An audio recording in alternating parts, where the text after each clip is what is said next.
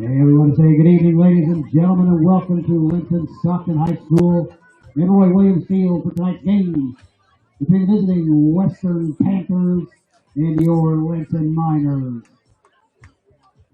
Just a little information for you. The concession stand is located in the building at the northeast corner of the field.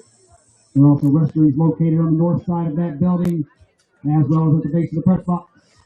And as a reminder, Linton Stockton School Corporation is a tobacco-free facility. There should be no use of tobacco products of any kind, including e-cigarettes, anywhere on school grounds. We thank you for keeping our campus tobacco-free. And in the spirit of sportsmanship, we ask that all fans act responsibly and courteously to those around you. Abusive language or disorderly conduct is unacceptable and not welcome at IHSAA events. And support the student athletes, coaches, officials, and your fellow fans the respect they deserve. Your cooperation is appreciated, and please enjoy the game.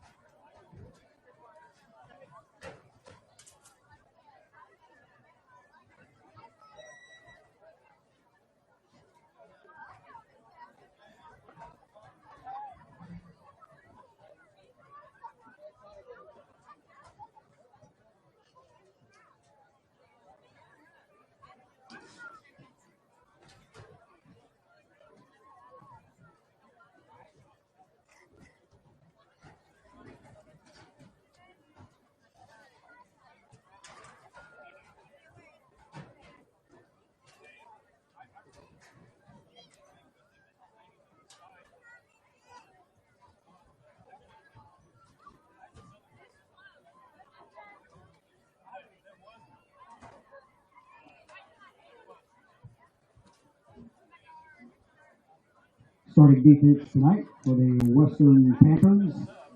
And defensive end, number 44, Tate Heston.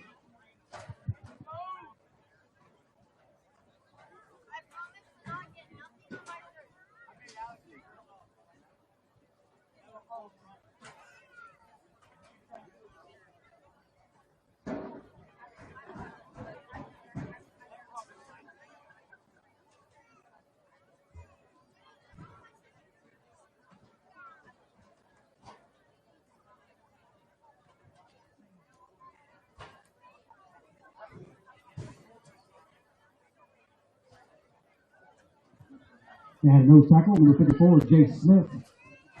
Defensive end, number 34, Ashton Justice. The linebacker, number 21, Matthew McKittrick. Linebacker, number 58, Brock Frazier.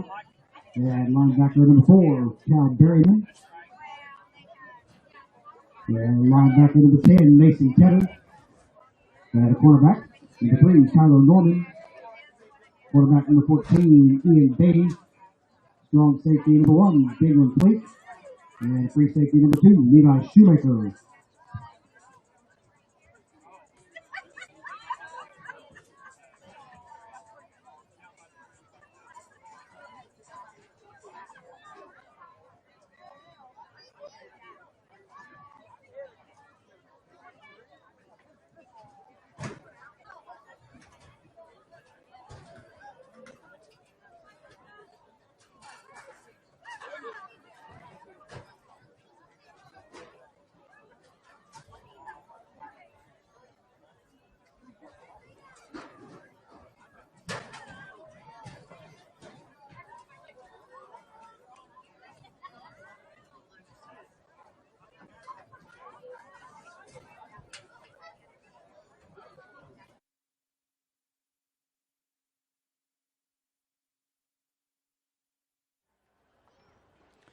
You're welcome back. Where tonight Linton is hosting Western Panthers from Rushville, Indiana, coming in at 2-3. You see the marching band getting ready to come out here and obviously play the national anthem. We'll certainly play that for you when they come out. Give me a good chance, Kevin. I wanted to get this in. It's a great one. The band program at Western has won 18 state championships. Wow. That's pretty stellar for any school. And so I just want to point that out. Formed in 1949 was Western. Combination of New London, West Middleton, and Rushville. More info than you'd ever need. You can hear the Miners. Ladies and gentlemen, at this time, would you please rise? Gentlemen, just sit down. For the play of our national anthem being performed tonight by the Linton Stockton Marching Miner Band under the field direction of Miss Brand Anderson.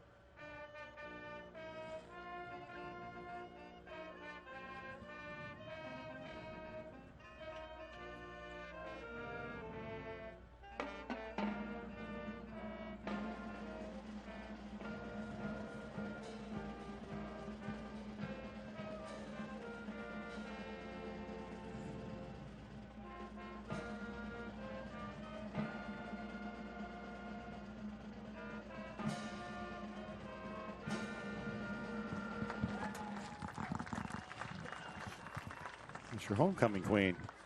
Brent Anderson directing down there, which is now playing volleyball. She's with the band, and very cool. Getting the most out of her high school life.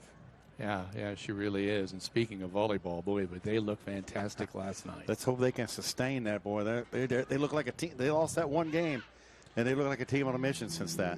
Yeah, I think they're about 20-4 right now for the season, and just moving right along. It's going to be a big week coming up, and of course we'll be carrying the volleyball matchups for you for the rest remaining of the season.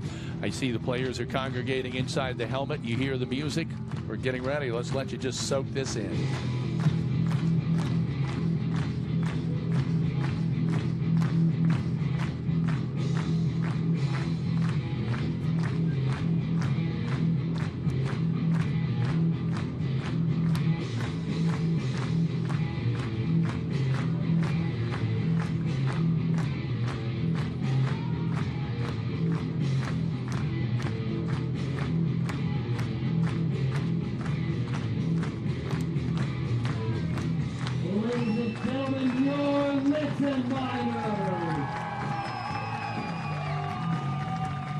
Ollie's fading into pack. So, you know the Miners have taken the field. What's that? It said Coach Oliver used to lead him down the field, and he starts off at the beginning, and he fades to the backside. I couldn't get 10 yards. I'd be down on the ground. I'll tell you one thing, and again, I don't mean to be detrimental when I say this, but it's a very, very small crowd for Western on the far side of the football field. But we will say it has been a long drive for them. Yeah, and they're not If familiar. some of them can watch and participate and see this broadcast with us tonight, we welcome you aboard. Yeah, that's great. I mean, I'm sure their players would like to look up there and see a few more. That's why I think it's important to go if you can get a chance to go to support the kids, because they made a long trip down here. You know, you're kind of seeing this in college football and college sports now, too, where their teams are traveling long distances. And when you do that, you're kind of leaving your crowd behind. The Big Ten now, Kevin. I mean, good Lord, they're going to be playing USC. They're going to be playing UCLA. You know, my dad played football at Evansville, and they dropped the football program. And one of the reasons they did was because they added a San Diego State way back then. I think it might be San Diego, but they couldn't afford to travel out there every other year. So all the programs, you know, it's not just football. You know, you think about it, all the sports now. Don't count me in as a fan of the expanding. I like the old Southeast Conference, the Southwestern Conference, the Big Ten. I like it to be like it was back in the day. I mean, you're a Nebraska guy. It's got to be very, very strange to see Nebraska in the Big Ten. Well, you know, it somewhat is, although I've adjusted, and the reason I've adjusted is because I think the teams that they play, I enjoy tremendously. Yeah, it's a great thing. Let's listen as the lineups are being introduced here. Number 8, Jesse Boytschild. Number 13, Paul Oliver. Number 15, Hayden Feltner. Number 21, Eli Scott. Number 54, Ty Boyd. Number 57, Jimmy Wright. Number 69, Hank Jennings. Number 77, Jake Breedlove. He looks all right. Number 79, Blaine Kirkman. And the rest of your Linton Miners. Boy, Kevin, I would not want to be the guy that jumps up and butts heads with Jake Breedlove. He was the last one out of the I saw him chute turn there, around. He wasn't was looking for somebody. I thought, taking somebody out. Don't do it. Save those pancakes for a while. You know, and I happen to notice that the Panthers have not been out here, and they're still not out here yet. No. So, and how far away are we? I guess about 6 minutes. Yeah, they're going to. So I'm surprised that they're not out here. Should mention on the injury side of things, we see Michael Allbear as the second week in a row. Now, Michael usually plays JV, but he's a key special teams player, and he also brings that element of coming. He's thrown the only minor touchdown pass of the year. So I don't know. He took a couple big hits in that JV game. A couple of other guys down there. Of course, we've talked about Russell Goodman. His shoulder, number 5, has been out for several weeks. That is Reed, I believe. Dalton Reed. 59 is Dresden Kenworthy. Both Kenworthys are not suited. John Kenworthy as well. So they don't appear to be on crutches or anything like that. So that's a good thing. With Russell, you know, like I said, I talked to him, and it just kills him. His sophomore year has really kind of gone by the wayside. One game he's really played in, but it's one of those separated shoulder type of deal that, you know, you can take hits, and we've seen him play at Monrovia and have to, you know, I think the idea is you want to have him when you really need him. It's tough to sit back and not play, though. It's a good thing you're just a sophomore. Yeah, you do have 2 more years, but boy, it doesn't help you when you're going through that sophomore year, and you know you're needed out there. He was a team leader last year. He was the leading tackler last year, and he was going to be more on the wing back. He was going to get more action on there. I saw him to Bossy at the scrimmage where he busted off a 70, 80-yard run from wingback. So, and he scored a touchdown here as well. So hopefully he can get back up there, and the other guys can get back there as well. I see number 30 also in street clothes for the Miners, and that's going to be I don't have a number 30 for Linton. Maybe it's a manager or something like that. Kevin Rader and Big D, Dan Phillips, Heather Rader, Braden Crynes, all broadcasting from the Welch and Cornett Walton Funeral Service press box. Your lamp of hope when you need us the most. First meeting ever between these two programs. Normally I got a whole screen full of past meetings or the past, but Coach Ollie now with the win last week, he moves to 109-23, a blazing 83%. Western, after they play us, they got 2 more tough games, Northwestern and Tipton, and then they play kind of a Hoosier Conference draw the next week on those lines. They were 6-5 last year, started off 0-3, and then got to the second round of the section one, losing to Kokomo. 6-4 the year before, 8-2 in 2020. So it's just not a run-of-the-mill, bottom feeder. They're a 500 club year in and year out, and when you look at who they play, they're going to be a tough team. We're just getting ready as the sun is about ready to break out from behind the clouds. I think it's coming down, and we're going into that 10 to 15 minute window where it really is a scorcher. Where we say carried by, tackled by, and we listen for the announcer to give his opinion of it. I hope the Miners are, and I'm sure they are. Any chance you get to play a bigger school, that's a great thing. Gives you some statewide attention. Rader, this is Rader Media Sports, home of the Miners. This is your IHSAA. This is your state. This is your high school. This is your athletic association. Fans, I'm IHSA Commissioner Paul Knighty, and we're here to make sure that all of this remains yours. This is your state. This is your community. This is your IHSAA.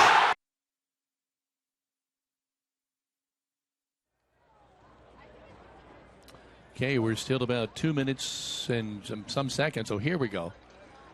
And the Panthers from Western High School in Rocheville, Indiana, are coming onto the field in the far end zone there. Yeah, they have about 15 or so more on their roster. They have 65, 11 seniors. We have 50 with 12 seniors. They got a large junior class of 20. 16 sophomores as well. A lot of those sophomores I called in their starting lineup, so it can be perceived as a young squad. We're going to have to put hits on McKittrick. And he was number 21. He's 5'10", 190. So that's a pretty good size running back. But I saw against Benton Central, he broke through the line a couple times and was gone. So he's got some wide open speed, as does Berryman, number 4. Now McKittrick is number 21, so he is one to watch. I see one of the captains is number 1 at Deaglan Pleak. Key player both sides of the ball. 65 is a two-sided. 58 is coming out, one of the captains, but he's still in street clothes. He's got a knee brace on, so he played last week. Frazier, as I mentioned, he is a starter at on the offensive line and a starter at defensive end. He's their 4th leading tackler, 33 tackles, 3 tackles for loss from defensive. No, he's their inside linebacker, so that's a key position to lose, as we know. Yeah, we're waiting as the captains are meeting now with the referees at the Big L in the middle of the football field at the Roy here. Again, beautiful night for football. It is, man. We've been blessed. The chairs, the end zones are full. Well, I guess on this side, maybe not quite as full. The South's got some openings down there. If you're sitting at home thinking, I don't know if I want to go, boy, I tell you, you're missing a great atmosphere. The Miners have won the toss. No. So they deferred. Is that correct? Is that what he just? I'm getting a yes from the Western Panthers won the toss and deferred. So the Linton Miners will take the football first, and we'll take it. Kicker's going to be number 1. Their kicker is 8 of 9 on extra points, and that's something obviously we have to consider. Caceres Oliver can kick the ball pretty well. He's been the kicker now for 2 weeks, and I've seen him in the pregame put the ball through the uprights. He's just got to do it at game time. Jesse Voigtchild is going back. Number 16, Harrison James is going back. That's got to be Scott on the other side. No, and deep, yes, but in front. Oh, yeah, it's 16, Harrison James. Oh, that doesn't surprise me at all. And then quarterback. Looks like Feltner is over there on the other side. I can tell Feltner he's got the towel on the backside. 21, that's Eli Scott, is it not? Yeah. So Eli Scott and Jesse Voigtchild are the deep backs. And then as Big D points out, you got Feltner and James a little up front. Rarely do they ever kick the ball deep to either one of those two guys. Well, we've noticed a trend. People usually don't want to do that. That's going to go out of bounds. It's going to go, or is it? Oh my gosh! It's picked up at about the 15, and that's advance it no further. Well, it died right there like a golfer. And actually, Eli did a smart thing because he thought it was going out of bounds. At least he turned and looked, because I don't think it did. Right. So the Miners will have a first down and 10, but it is deep in their territory at about the 15-yard line. We did a lot of this last week. Our average starting point was the 14-yard line. Let's see what the Miners can do here.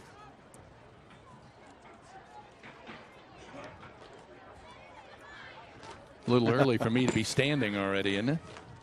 Yeah, but you still got your shades on probably. No, I took them off finally this week. Hank is on the offensive line, so he ran out of the tunnel. Heather, we can hear those cheerleaders, right? I hear them. Forget what grade they were to start with, but here we go. Paul Oliver takes it. He hands off here on the jet sweep coming across. It is, no, it's not Jesse Voigtchild. It's Eli Scott. And he's outside the 20 to about the 21. I wasn't sure he was going to be able to turn the corner, but he did. Pleak had him dead to rights, and Eli put a sidestep on him and made a run. McKittrick and number 31 is the guy who's out there on the defensive side at that defensive end position. So a pickup of 5. Oliver will take it, hand it off going to the right side. This time it's Voigtchild.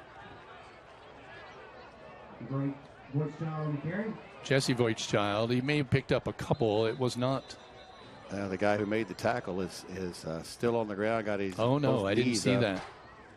It's an awkward position. Didn't see that. Why don't we go ahead and take a break at the Meek Financial Scoreboard. 11-12 remaining in quarter number 1.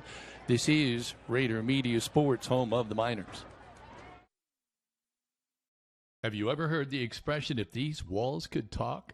Well, if you have efficient spray foam, you wouldn't hear it anyway. Owner-operator Kent Medlock can blow in fiberglass and cellulose insulation to ensure the comfort that you desire. Just call Efficient Spray Foam at 812-887-7172.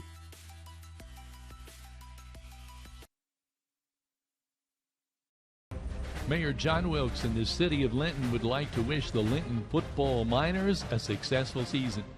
You'll like Linton, but you'll love our Miners. This is Jake Breedlove. Are you looking for a house in the Linton area? If so, call my dad, Jeremy Breedlove, with Dyer Real Estate. Contact him at 812-798-7899.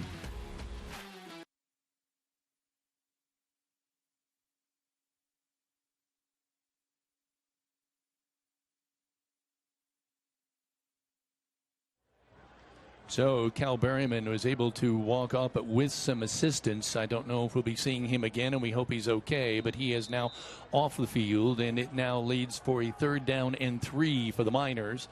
Wide receivers left and right. One running back, Shonk behind Oliver, working from the gun. He's going to give it to Shonk straight ahead. He's trying to burrow his way to a 1st down. He's across the 25, and it looks like it is a 1st down. Down by Tepper, number 10, and that's a key thing right there. That 1st down. Don't want to punt the ball right off the bat. Their leading tackler was in on that one.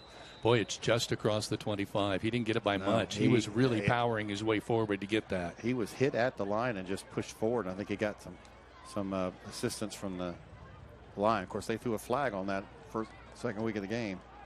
Again, receivers left and right, wingbacks both sides. Man in motion, that's Voigtchild. working on the right-hand side, but he's going to throw out here to the left. Just overthrows. He just overthrows number 2, Cooper Smith, the sophomore, 6'2", 175-pounder.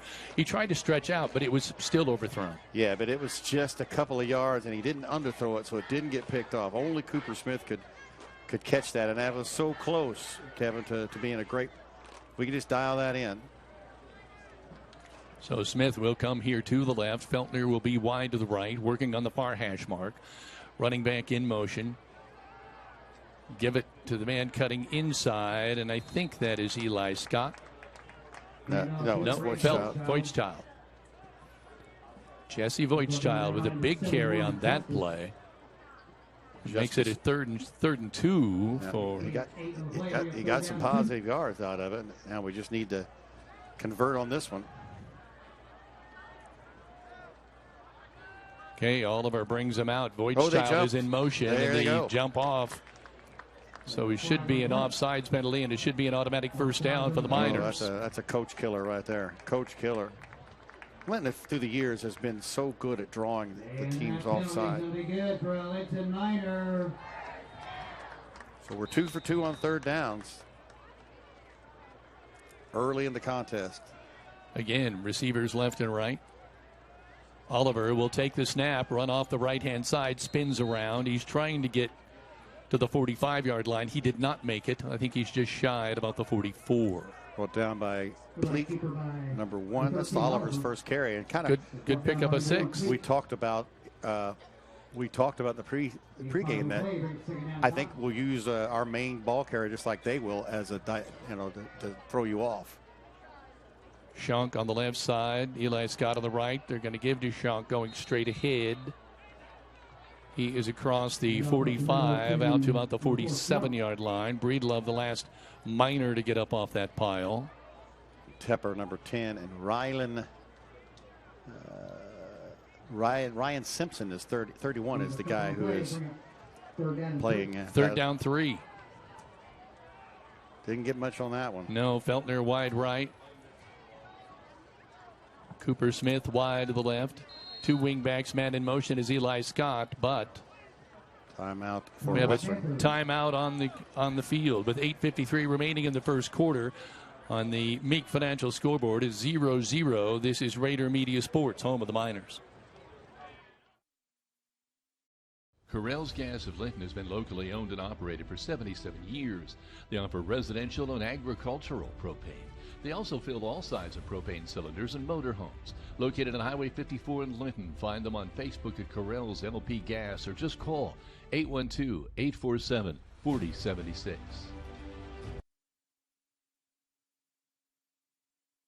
Autumn Trace of Greene County is the perfect setting where seniors can live as independently as they wish while enjoying the supportive care that they need in their daily lives from a 24-hour care staff. Call Jathan and his friendly staff at 812-699-4464 to schedule your tour. Come and find out why so many have already picked Autumn Trace as their choice to age in place.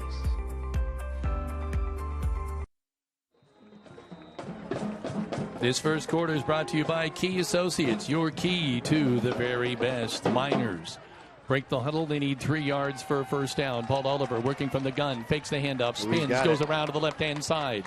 He's still powering his way forward to about the 41-yard line. He crosses midfield and is now in Panther for the first time in Panther territory.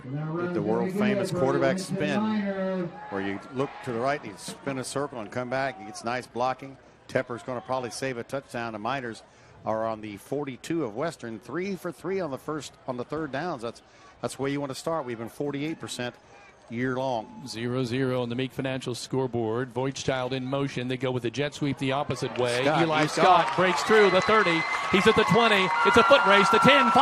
Touchdown Miners. There you go. Touchdown. I believe that's number 4 for Eli Scott. Bust through to the left side. Busted to a tackle. Just that shows you his strength. And he outran the Western defenders for a 42-yard TD. Eli Scott breaks away for the end zone and pulls that one out. And boy, that was a foot race, and he wasn't going to lose it. No, he's got speed. Now we'll see what happens with the extra point. Caceres Oliver, and you just hope for the kid he gets the confidence. Well, let me throw the ball. That was a good throw. Yeah. I don't know who that was. That was Caceres Was the it? kicker. Okay, Caceres Oliver back to kick it. And let's see who the holder is. It's number 7, Braden McBride. There's the snap, there's the placement, and there is the boot. And the call is, it's good. Fantastic. So, with 8:23 remaining in the first quarter, the Miners draw first blood. 7-0 on the Meek Financial scoreboard. This is Rader Media Sports, home of the Miners. Things are obvious. You go to a place called Sportsman's? Well, you know they're going to support the Miners. You also know you'll have a full menu, including weekly specials to pick from, every Thursday through Saturday night from 4 to 8 p.m. So whether you want to dine in or carry out, call Sportsman's at 812-847-8759.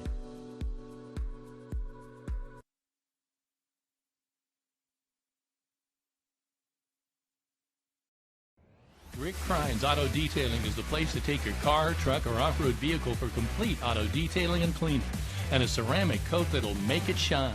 Call Rick at 812-201-9551. I'll make it shine like it's mine.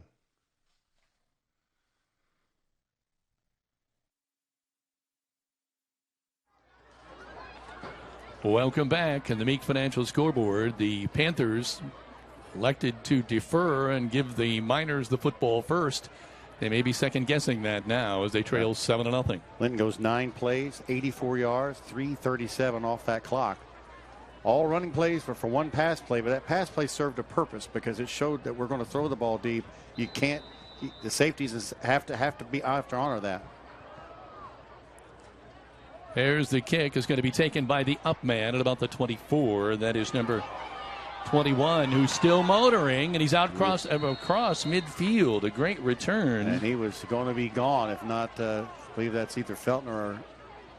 I'm looking for 21 for them. It was Matthew McKittrick. Yeah, it was the running back. That's the guy we're going to be looking at all night. Well, no wonder.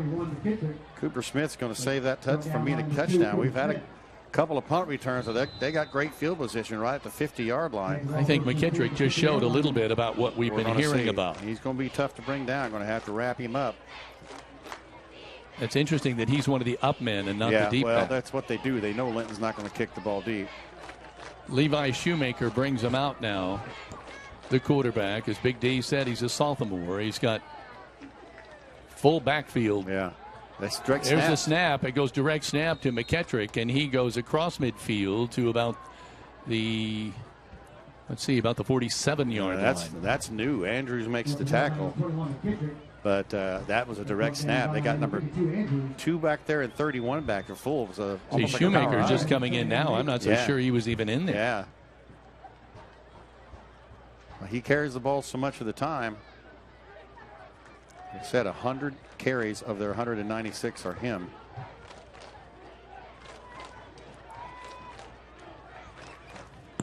So Shoemaker brings him out. He's got one running back off to his left. That's McKittrick, but he's going to give the number 15 coming across on the jet sweep. Let's see, and I don't have him. Let's see. He's got it. These numbers are cut off here. I know. I just saw that. That's a tough one for us. 15 is going to be. It says Bridgely Secree. Can't be right. Yeah, we need to find out who he is. Oliver made that stick, and we got a 3rd down and 6. They bring him out. There's the snap. It goes to McKittrick. He's going to go off the left-hand side, but he's nowhere near a first down. A good 4 or 5 yards short. Right, getting off first down as well as Shank. So I'm sure they'll go for it. Okay. Did we say it was 15? Yeah. I know that. Bridgery. Yeah, and he's a kicker, so there's no way that's him. They changed a bunch of jerseys around. I know that. Well, hopefully. Maybe we can get that from, let's see, now it's 4th down and 4, and they're going to go for it and maybe try to draw somebody off here. Did. The ball's at the 44 on the far hash mark. There's the snap. They're going to give it to McKittrick. He's not going to get it. I'm surprised he ran straight ahead. It was just a dive play. Yeah. And he was a good 2 yards short of the first down. One thing, you think the quarterback will keep that at some point. Andrews, and it looked like Wright, but I think Andrews got the first shot at him. Well, you could see a fake and maybe a bootleg coming out of that later tonight. They've done that, but boy, you would have thought they might. I guess they got to see what they can do. Miners are going to nice defensive stand. They get the ball to midfield and hold them to a 4 and out. And so, see what the Miners can do. Cooper Smith is coming wide here to the left. Feltner is wide to the right, working from the far hash mark. Schonk the setback. They're going to fake to Schonk. He's going to put it in the air. He pumps. Nope. He's going to turn and run around the right-hand side. He gets around. He's at midfield, out of bounds, close to the first down. But we'll see where they place him. Oh, they're saying he's out around the 48. So he did not cross midfield. But he got a good 6 yards out of that. And I like the fact that, you're not trying to force the ball, Kevin. That's how interceptions happen. So he pumped his arm as though he wanted to throw, but I don't think he was seeing what he wanted to see in order to do that. It's 6:09 remaining here in the first quarter, 7-0. The Miners are on top on the Meek Financial scoreboard, and Paul Oliver brings them out. He's going to give straight ahead to Schonk, and he shoulders his way into Panther territory to about the 48. Well, he lowered his shoulder and hit with Simpson. And Simpson got him down, but that was a good blow in the Miners with looks like their 5th first down. Ashton White coming in now. Schonk is coming out. Ashton White is a big fella himself. Yeah, he's running better every week that we've seen him out there. That was the number 11. Is that Cody Pigg? Yes. He's in on the right-hand side of the wingback. Voigtchild is on to the left. 2 wide receivers. Man in motion. They fake to Pigg. They're going to get straight ahead to Ashton White. He tries to unfold his way to about the 45. I think he's just maybe see where they place the ball. They're going to put it down at the 46. So a short pickup of about 2. Yeah. The rosters are doing us no good because we can't. Justice was one of them. He didn't get much. Just got to the 46, a couple of yards. I've got a roster that Heather ran off for me, and I'll see. But that has, as you said, the kicker there. There's a running off on the left-hand side. Oliver takes some hits. Paul Oliver will spin his way to outside the 30 at about the 32. Should be a Miner first down, and boy, the Miners are on a roll. And what I'm seeing is everybody that carries off for Linton has carried the ball. All of them have. So, I mean, it's a lot of weapons they have to watch. I'm kind of noting some language here where you just watch them and their shoulders are drooped. They don't seem like they're. Paul Oliver will fake it. You give it on the inside. Eli Scott. Here he goes. Eli Scott, the 10, the 5. Eli Scott, touchdown number 2. Making the name for him being the Voldico player of the game already. 2 long touchdown runs. There he is on the screen. He's got is that a Colts hat on, Heather? It is. He's got his Colts hat on there. Who knows? Maybe one day, but he is motoring tonight. A 33-yard run and a 42-yard run. 2 touchdown runs for Eli Scott. He's off to a great start.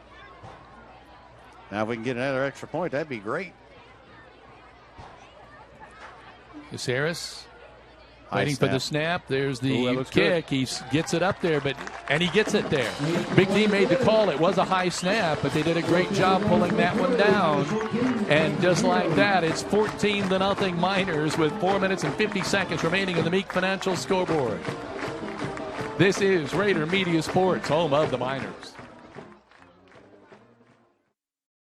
At Violet & Company, we love assisting each of you in all of life's special moments. We are a locally owned floral shop at 69 North Main Street in downtown Linton.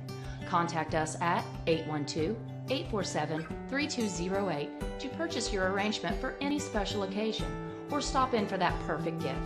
Stay in touch with us on Facebook under Violet & Company for upcoming events and to see our latest creations. We encourage you to live life in full bloom.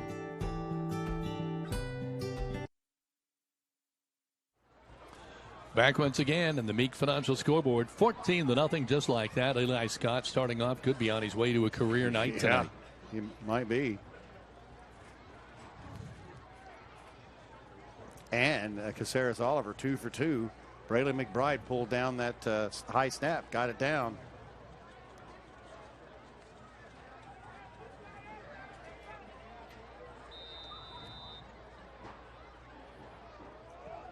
They're going to kick it short. This number 8 picking it up for the Panthers, and he's out to about the 40-yard line. I don't. 8 to McKinnon, I believe, 10. Number 8, Comer. They're brought down by the 35 Lions. Brady Comer.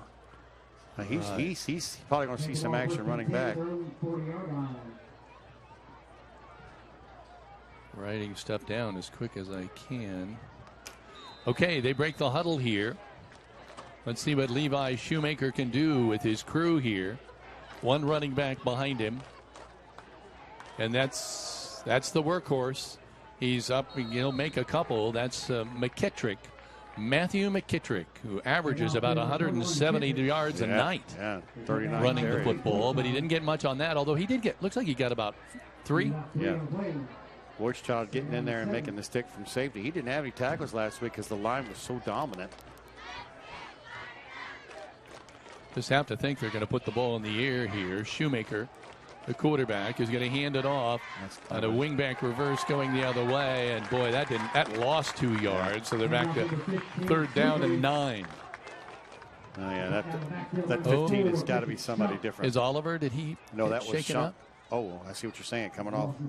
Yeah, that left hand. Yeah, holding the shoulder a little bit. That would be a blow because the backup is Alberry, and he's not suited up. It would be. Oh, he lost a lot of yards there. 41. Lost 2 yards there. Yep, yep. 3rd down 9. Let's see what they've got in store for the Miners here. Here comes the air. Here comes Shoemaker rolling to his right. Wants to put it in the air, and it's overthrown incomplete, but we got a penalty flag down at about the 36-yard line. That was intended for. See what the call is here on this pass pattern. They talked to Coach Oliver. It looks like they're talking to Coach Oliver. That's in the area of holding or downfield.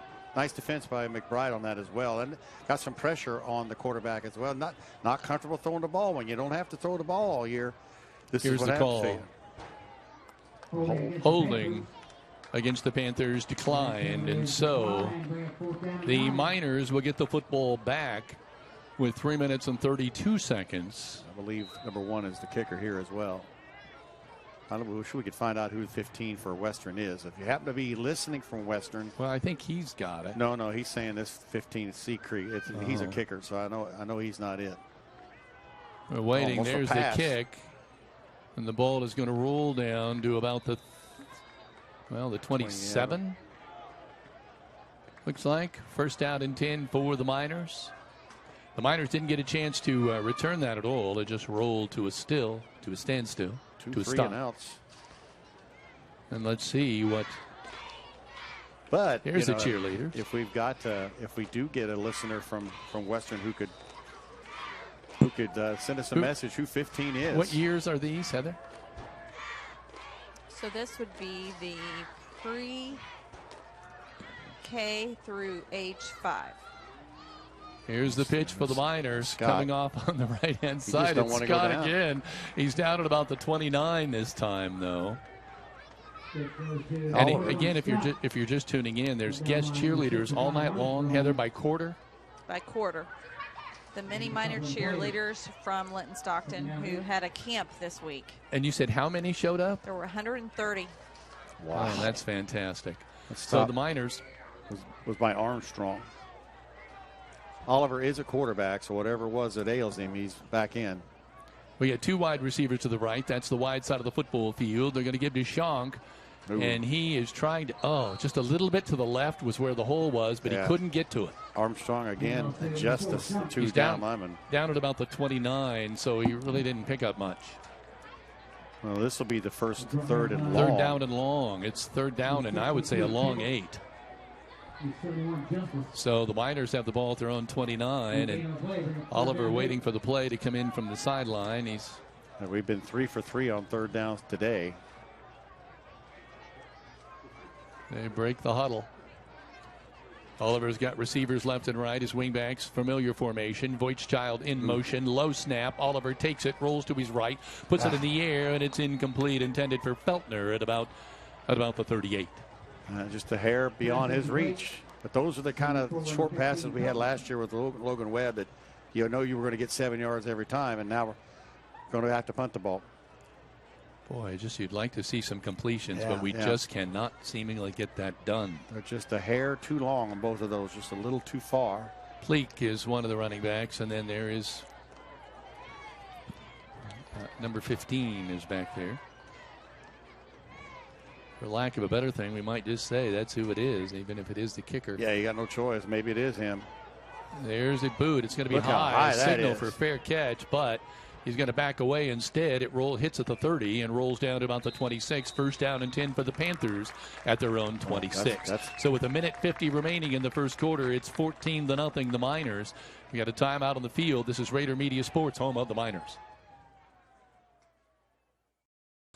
Quality work at an affordable price. From your roof, flooring, siding, or even your deck, call Scott Bays at 812-699-9664. Let Bays Construction and Remodeling keep a roof on it for you.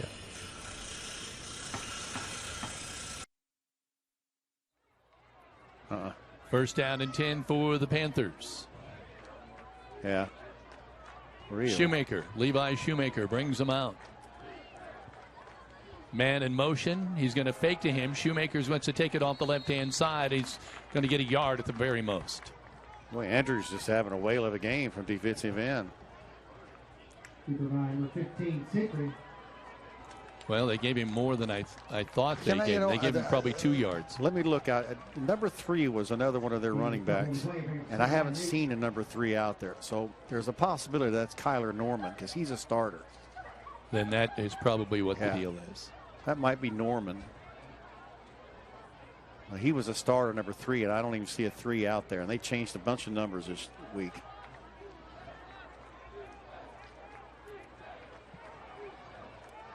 Shoemaker takes a snap, running around the right-hand side, and he does a good job at picking up yardage.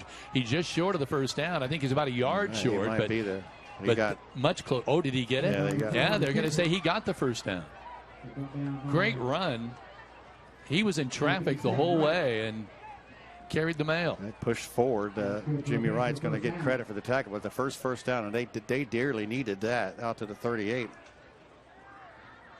Just 50 seconds clock running remaining here in the first quarter of play. I'm going to say 15 is Norman. Got the power eye again off to the right-hand side, and that's the where McClintock about broke it. Is going to run, and he picks up about 7. He bounced on the outside that time. McKittrick, I'm sorry. Barks is going to, another sophomore in there making some action. He's going to get the tackle. But, yeah, it's a whole different offense for them. Direct snap. I didn't see that. Didn't see that in any of their footage this week.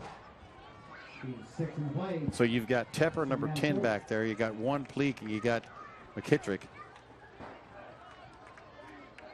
Well, I mean, they're going to hand off to him anyway. Just give him the ball, I suppose. It's McKittrick again. He's going to take the snap. Oh, handoff inside. And he gives it up to the inside, and we kind of decided that might be Kyler Norman. Yeah, I would be a betting man. And that should be a first down, and that's going to be the end of the first quarter of play. The Miners have a commanding 14-0 lead. This is Raider Media Sports, home of the Miners.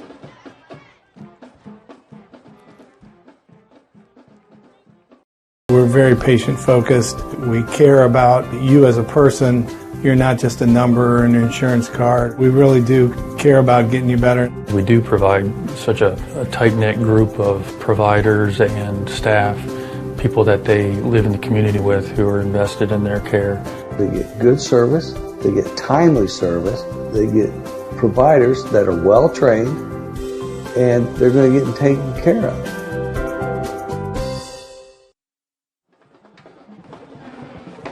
You hear the Miner band. Yeah, I love it. You look picking down. It up. You see the family names with the names on the back. You see the moms and dads down there. Oh, Heather, we got the new cheerleaders now. The new bunch coming in here. How old are these? So the new kindergarten through first grade, and this is for the start of the second quarter. All right. I like reinforcements coming out. Yeah. Here. Okay, third down 2. They're going to snap it back to the quarterback. No. That's number 1. That's a running back, Pleak.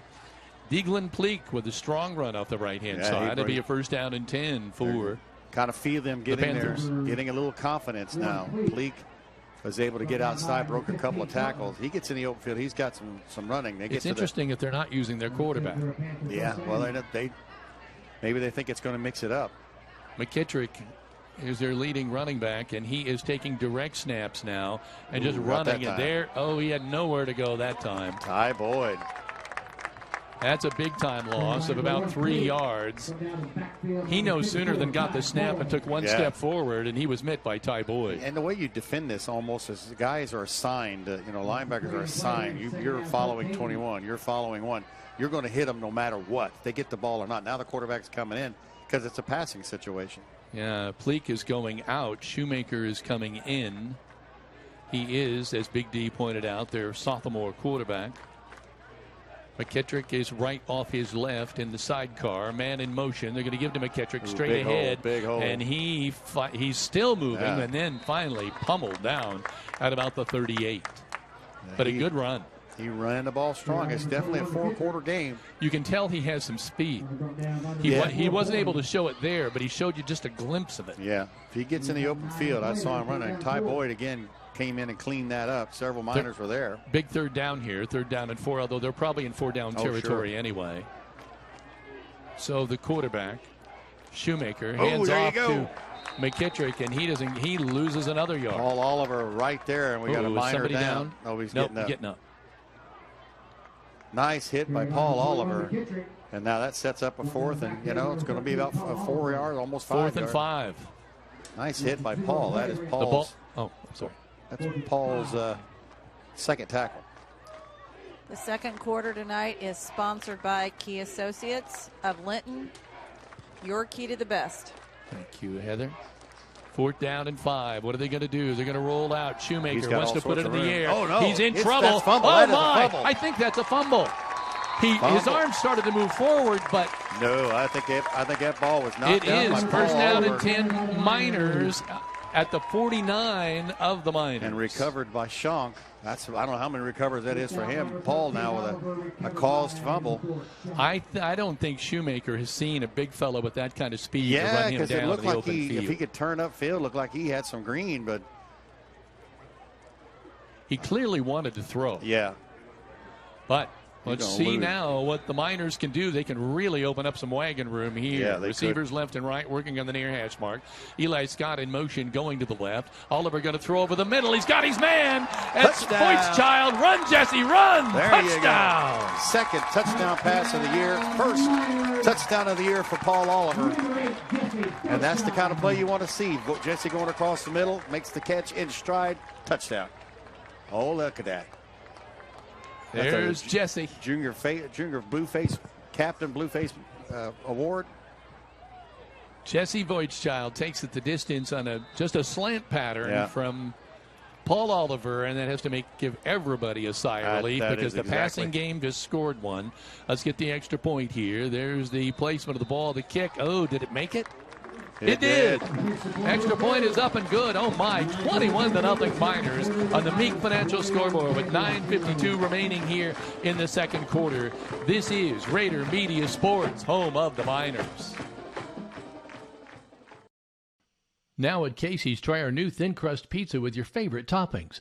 We also now have all-day delivery. You can order by phone at 812-847-3250 or try us in the app. Casey's, here for good.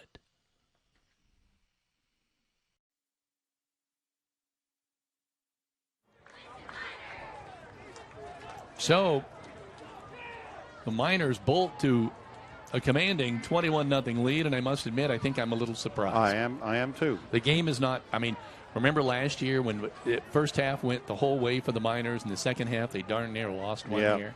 Yeah. I don't even remember who that was, but it was Southmont. Oh, my gosh, that thing just totally turned. So I know better than to say. They'll keep pounding the ball, but, 21-0, you're willing to let them grind it out, don't give up the deep pass. Right. Pleak and Norman, we believe, are the center back to get this, but McKittrick is also the short man standing at about the 20, and he's the one that you kind of want to keep the ball away from, and they do. They kick it over to the right-hand side. It's picked up there by number 8, Brady Comer. And he is down at about the 32-yard line. It'll be first down and 10 for the Panthers there. They have, how many first downs have they ground out here so far? They been got able to grind out? They have, I have them down for 2 first downs. We have 8. 2 first downs. 9:45 remaining in the Meek Financial scoreboard. 21-0 Miners. If you're just tuning in, the Miners are looking tough tonight. Tackle was made by James, just a freshman on the kickoff team. There's the snap. It's going to number 1, Pleak, off the right-hand side, and I think maybe he gets a yard. You know, they seem to be having more success running off tackle than they do trying wide. Yeah. I'm surprised that they keep trying to hammer at that, but this time I think it was Pleak who took the direct snap.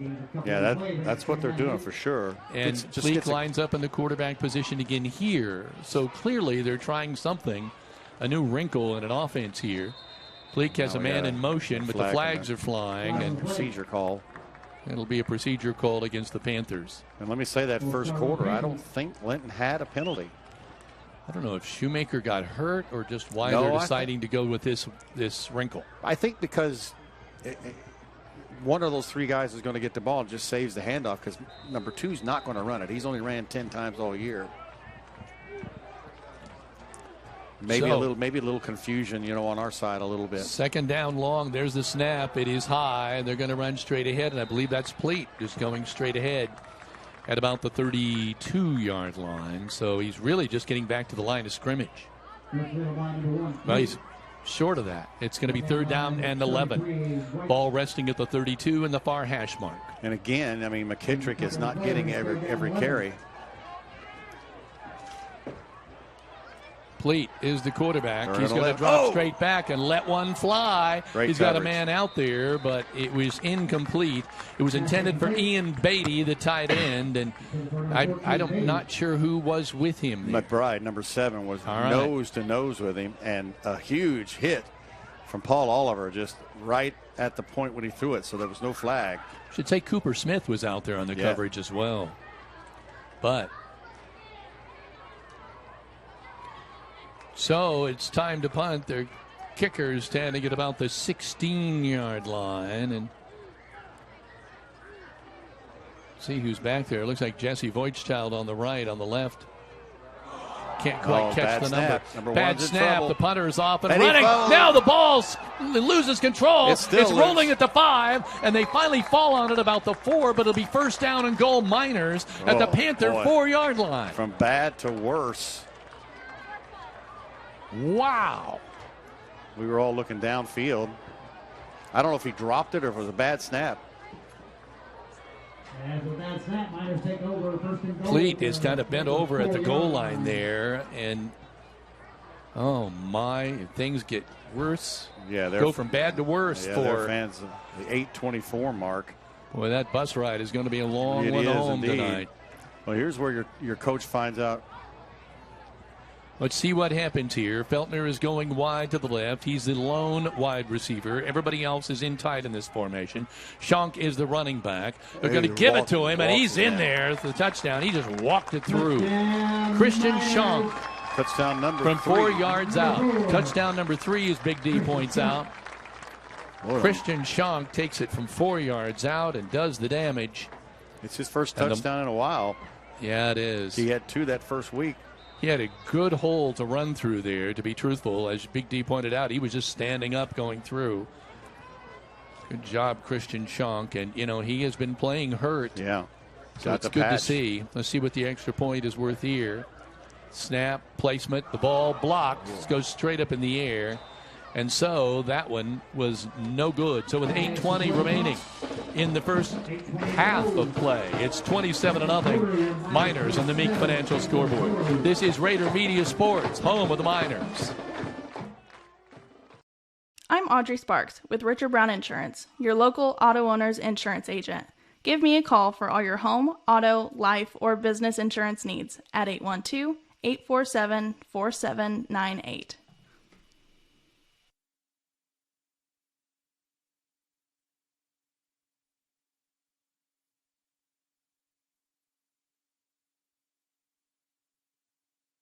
Service is a way of life when it comes to the VFW. Stop in Monday through Thursday, 2 p.m. to close, and Friday, Sunday to close to check your membership availability.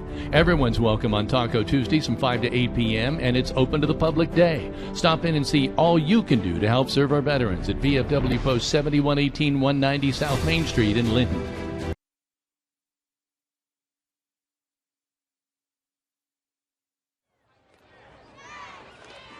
So we'll see what the Miners do here on this kickoff, and they're up now 27-0 with 8:20 remaining here in the second quarter. Western they look shell-shocked.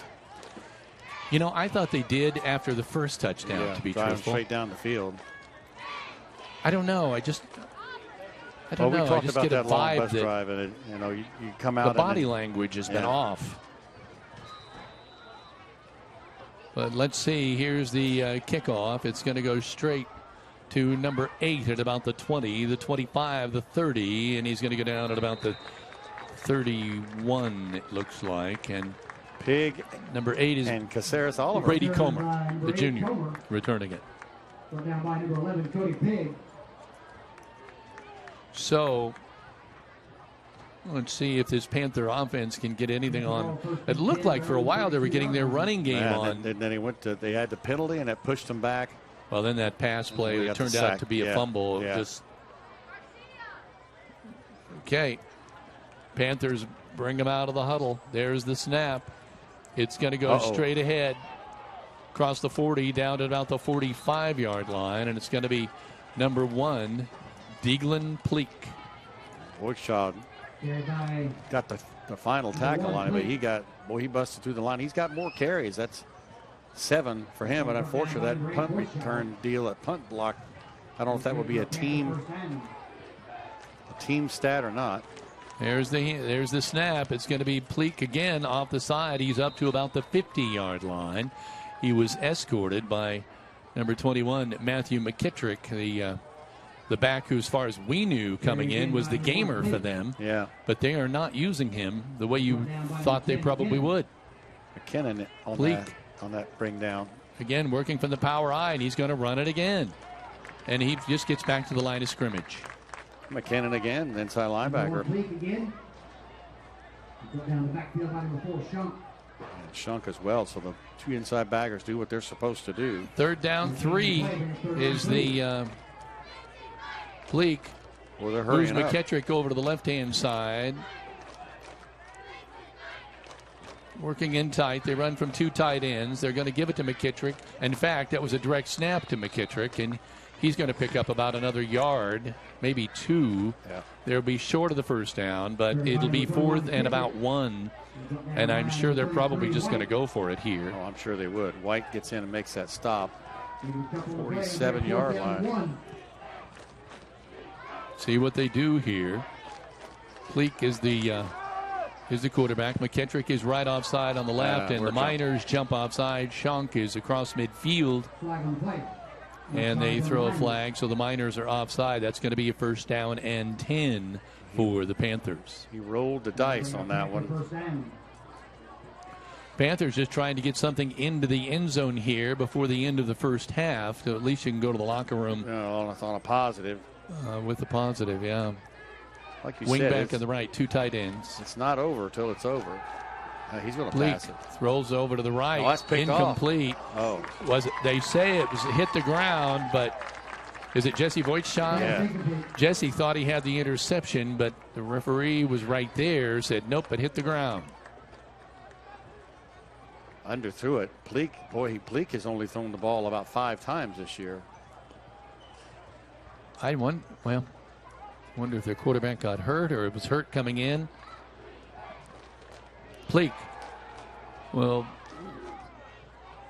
goes straight ahead. He's across inside the 40 to about the 39, and he's pushed back. See where they give him the forward progress. Yeah, they're getting forward progress to the 38. So a good pickup of about 4. Pleak is definitely the one getting most of the attention.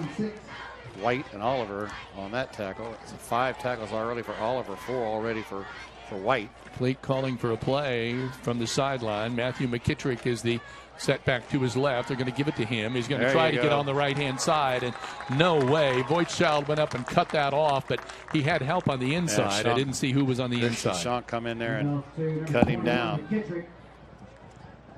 5 minutes, 30 seconds remaining in the first half of play. 27-0 Miners. Well, that's what Christian on the brings. Meek Financial scoreboard. He shoots those gaps like that, and he eyeballs that quarterback. Now they're going to call a timeout, I believe. So it's a timeout on the field. This is Rader Media Sports, home of the Miners. Are you looking to save on your TV bill? Mike Moran has Dish TV plans starting at $79.99 a month, including free installation, 3-year price lock, and 3 months free Showtime and Stars. And what about your internet? Is it too slow? Mike has T-Mobile 5G with no contracts, no data caps, $50 a month with debit card auto pay. So why aren't you calling the local guy? Mike Moran with Midwest Satellite, 812-847-8848. Call Mike. He'll treat you right.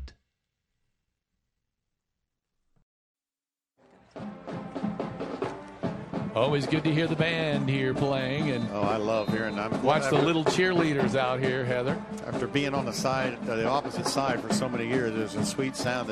These games are painfully quiet when you're on the visitor sideline. Yeah.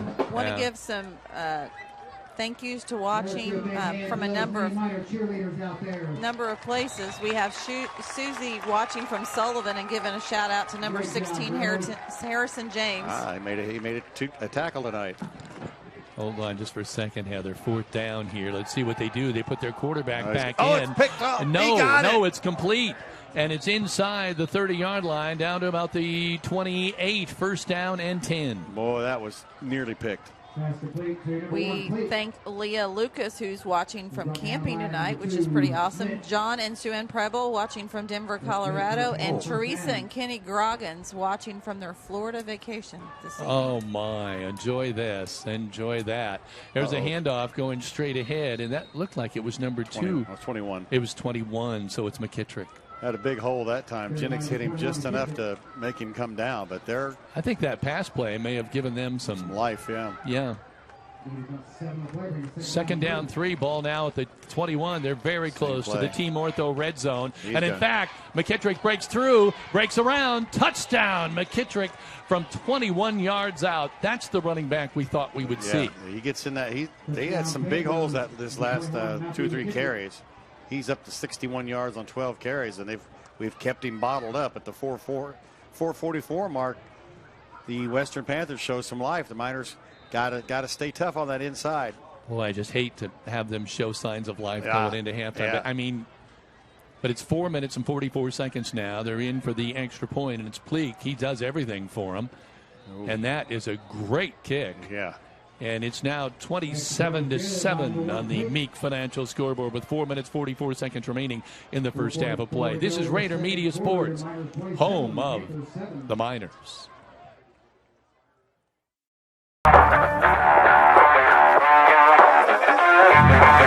Well, Miner fans, thank you for coming out and supporting us Miners tonight. Look forward to a great season. Got a lot of guys out here who've been working hard all year to come out and have your guys' support. Looking forward to a great season. We appreciate everything you guys do for us. Go Miners. This is Tyler Wood of senior class. I'm here to prove wrong. I'm Nate Jennings. I'm here to be legendary. Christian Shaw, representing the senior class, and I'm here to prove myself. This is Jesse Goodchild from the junior class. Everybody thinks it's a down year this year, but we're here to prove them wrong.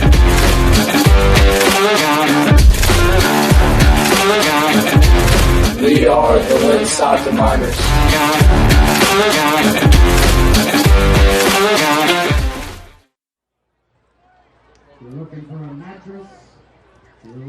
So we just got a comment from A.J. Russell watching from Tijuana, Mexico. So we thank you for watching tonight. Tijuana, wow. I think that wins the distance award tonight. Maybe not, though. Watch for onside. Here's Pleak's kickoff. It's caught inside the 20 at about the 18. It's going to go out to about the 30-yard line. I didn't quite see who caught that. 16, James. All righty. And Jeanette Atkins says, watching from Cocoa Beach, get it, number 4, Christian Shaw. Mason Connor on that tackle. Oh, I'm sorry. Hobensack's going to get that tackle. see what the Miners can do here with 4 minutes and 39 seconds. See if they can answer this and take the ball down for emphasis here to kind of stave off any momentum going into the locker room. You need to shut the momentum down here because Western's, if they make a stop here, and McKittrick would have scored from 80 yards on that last hole. Oliver got a man in motion. McBride is the quarterback. McBride's the quarterback, number 7. He puts it up in the air. And nice defense. Great play by Oliver to avoid that from being an INT. Braylon McBride out of nowhere running a quarterback, and that one was underthrown. 15 Norman would have had that one. Now you picked. said Aubrey is not with us tonight? No, he's in street clothes. I saw 7 taking snaps in the warm-ups. I just didn't think they'd put him in to throw a 30-yard pass. Well, now Goodman has done that before, but obviously he's not ill. in there, So let's see what happens here. Boy, Oliver saved that because that was going to be picked off. Man in motion. They're going to give on the inside. Voigtchild is across the 40. Still running. Spins out at the 45, the 50. Now he's got one man to beat, and he can't do it. Number 10 throws him down, but Braylon Watson made a touchdown-saving tackle there. Or, I'm sorry, Shane. No. Mason Number 10, Mason Tedder, made that tackle, and that was a touchdown-saving tackle. Yeah. They had him back at about the 40. Well, he's just so little. They think they're just going to tap him. He's going to fall over. And that doesn't happen. That's a 26-yard run for a tough kid. And Braden McBride's still a quarterback, so we're definitely trying things a little different ourselves. Wide receivers left and right. Oliver is out on the right-hand side. There's the snap. Going to give it straight ahead to Schonk, and he motors his way to about the 40. So a pickup of about 3. 31. Simpson's going to make that tackle. I had no idea Braylon McBride was a quarterback. 5'9", 165 pounds, says wide receiver, defensive back, but not tonight. I know Voigtchild is listed as a quarterback as well as a running back, but so the Miners are at the 40-yard line. And that does give us another passing, but Braylon certainly hadn't thrown the ball a whole lot. Prefer some crossing patterns more than long. Give him a chance to warm up a little bit. McBride is back to pass. Nice he ball. airs it out. Oliver's got it. Touchdown Miners. Braylon McBride to Paul Oliver. Touchdown Miners. Holy smokes. He just leapt over Norman at about the 4-yard line. And he just tapped out. He reached up to his helmet and tapped it on top, and they're not going to let him go. Look at that. Nope, get back out there. I wonder if that means they're going to go for 2.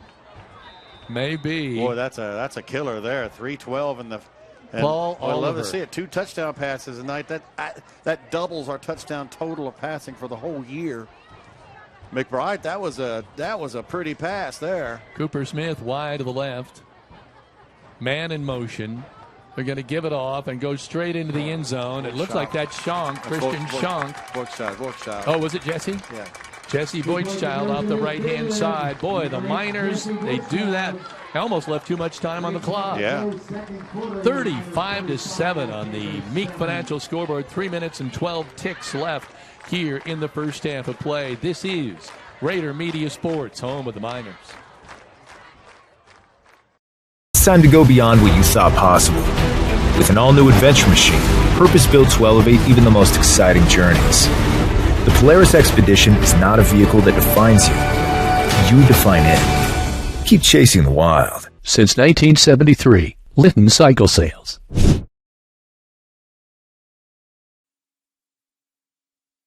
We take pride in our funeral homes and value the friendships we've made for over 100 years. It's those friendships that make us work hard to be the best. You have my personal guarantee that we will always strive to earn your trust. Welcome back to the Roy, where the Miners have just opened up a can of something here, and it's 35-7. Miners here in the first half of play with 3 minutes and 12 seconds now remaining here in the first half of play. Let's see if that delivered the message that the Miners wanted to, or if the Panthers can get that running game going again. There's the boot. It's high. It is short. It's going to be taken up by the short guy out of the 35, Oh, around the geez, 40, he gets outside. the 45, the 50, the 40, the 35, and he finally just runs out of bounds. I think he ran out of real estate. And Norman. we're deciding that is number 3, Kyler Norman, 5'9", 165-pound junior quarterback slash defensive back. And they're going to have the ball at the minor 37, so they've got a chance to punch it in. Whatever, they might have found something, I don't know. Well, I'll tell you, I think they moved their best kick returners to be the short returners on those kicks. Let's see what they try to do here. They got first down and 10 at the 37. The handoff coming on the left-hand side. It is McKittrick. He's inside the 30, down to about the 28. And yes, there's some room to roam now for them to run. He's starting to see a lot bigger holes down to the minor 28. They got receivers now that spread out, 3 guys, and that's pulling guys out. Yeah, they've got 2 wide receivers to the left, 1 to the right. They normally go with 2 tight ends. They're going to go straight ahead to McKittrick, and he's hit low, and they still may have the first down. I think so. Shunk's going to be the one that dove down there. Shunk, that is tackle number 5. That'll move the chains barely. Clock is still ticking. 2 minutes, 30 seconds remaining in the first half of play. Same play. Hand off to McKittrick, Oh wide open. They're going to be Hurdles Hey, one man and goes into the end zone. That's a penalty. Can't do that. Can't do it. I don't know why that's a penalty, other than they call it unsportsmanlike, but it's supposed to keep a kid from getting hurt. But oh my, boy, that was. Does he run hurdles or what? I don't know. I remember Tyler Muir did that for the Miners in Springs Valley, and the whole booth fell out, but it wasn't a penalty then. I don't know where they marked the penalty. I'll tell you, from. it was a great run by this kid. I'll tell you that.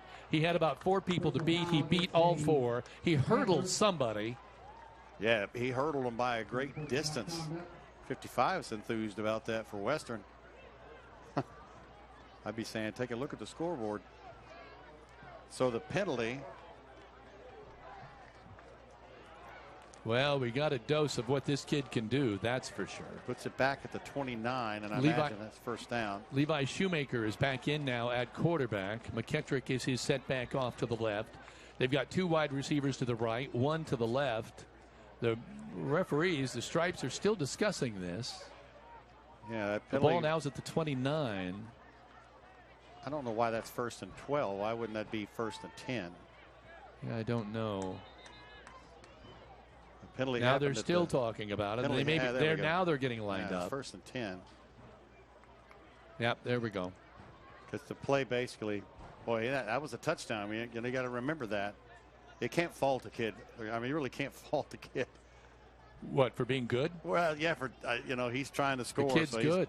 Trying to jump over. Now, I wonder if the Linton guy would have went down to make the tackle. Now they're going back to 1st and 12. Spot foul from the foul. 14. Yeah, the guys in the booth setting it straight here. Oh, it was 1st and 10 to begin with, wasn't it? Okay, there we go. So the ball is now resting at the 29. It is 1st down and 12. It's all sorted out both in the press box and on the field. Ashton White's coming out. And Jennings. Jennings is coming in, and Aiden Sparks is moving down the nose tackle. Wonder why White's coming. It looks to be just fine. Now he's got an elbow. It looks like they're going to touch up for him. Oh, okay. Gotcha. Some blood. So, again, 2 wide receivers to the right, 1 to the left. They're going to give straight ahead, but no room in the end there for Boyd. McKittrick. Boyd right there. So it's interesting. They put their quarterback back in, and their offense kind of comes back to life a little bit. Well, they're running. They're running the spread. Three wide receivers, and I think that pulls our safeties and outside backers out. Shoemaker going to roll to the right. He's got a man in front of him to block. He gets it out there. It is complete outside the 21. I mean outside the 20. I think they're going to put it at about the 22. And that was a good pass play for them. Feltner right on and put the hit as soon as he got it. Kept him in front of the chains. Yeah, it's 2 down territory here at the 22. They're very close to the Team Ortho red zone. Yeah, they're definitely going to be 2 down in it. They've run about all different sets tonight that I've seen in any of their videos. Yeah, 2 wide receivers to the left, 1 to the right, working to the far hash mark. Quarterback hands off McKittrick, straight ahead. He spins, but I don't know if he even got back to the line of scrimmage. Andrews came down from defensive end and wrapped him up. Andrews is getting better and better week in and week out. 4th down.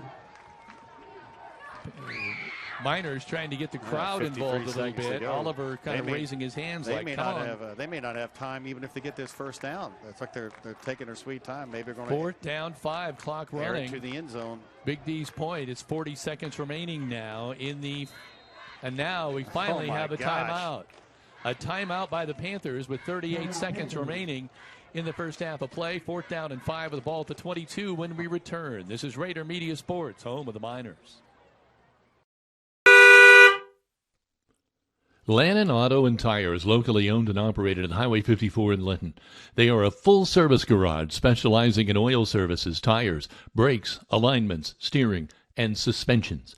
Call 812-847-0222 to set up your appointment today.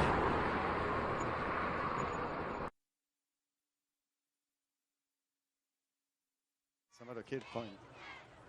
Back once again, and there's still a timeout on the field here, so it's checking the Meek Financial scoreboard. 35-7, an avalanche of points here in the first half for the Miners. Yeah, I have to say, I expected a tough contest. I think the Miners are just clicking. The penalties, the things we talked about that we needed to not have happen, penalties, the passing game has shown up, and the turnovers haven't happened. So checks on all 3 of those.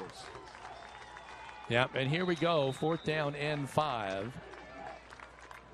Let's see what happens here.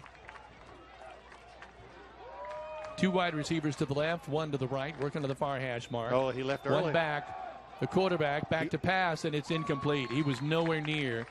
His receiver was supposed to break toward the end zone, but he cut that pattern short, and so that is an incomplete pass. It's 1st down and 10 Miners, with just 34 ticks on the first half clock. Feltner was right there. It looked like 1 left early, but again, when you don't pass much and you don't do it in games, it's hard to suddenly become a passing team when you just don't do it. That's why when you're ahead in games, I think that's when you got to work on it.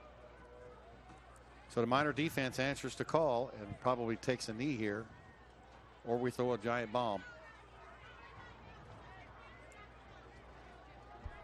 1 wide receiver to the right. Is that Oliver? Voigtchild. No, it's Feltner who was wide to the right. Jesse Voigtchild running straight ahead across the 30. I'm sorry. Clock has stopped at 20. Now it's running. Nope. Yeah.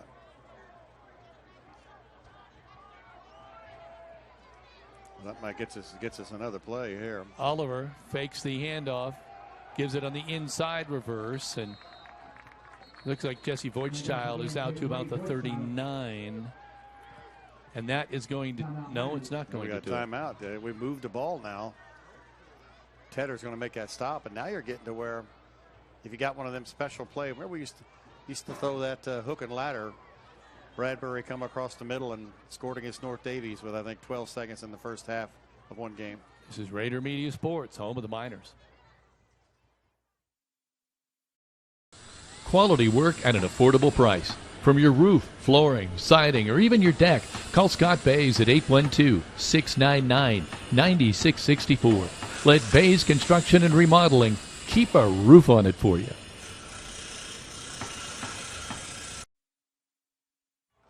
Back once again, and of course we got a halftime interview. Kind of have a special guest coming in here in just a little bit. I'll be happy to give him my mic so I can stand up.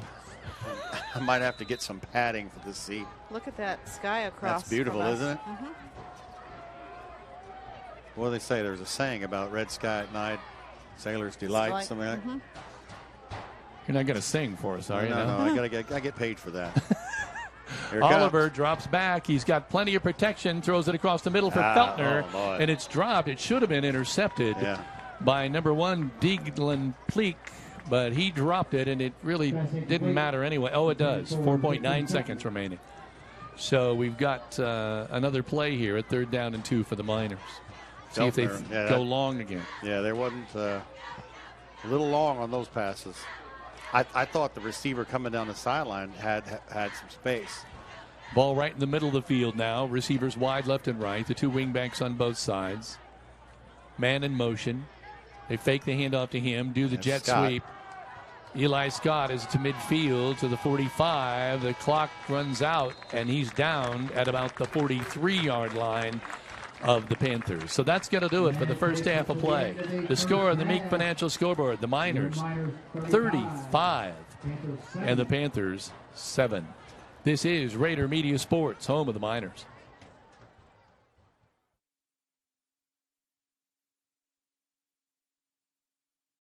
Wherever life takes you, whatever stage, anything that you need, no matter the season, getting there together.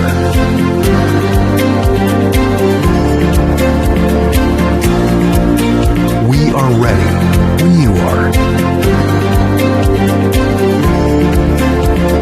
Crynes cares. Committed to serving you.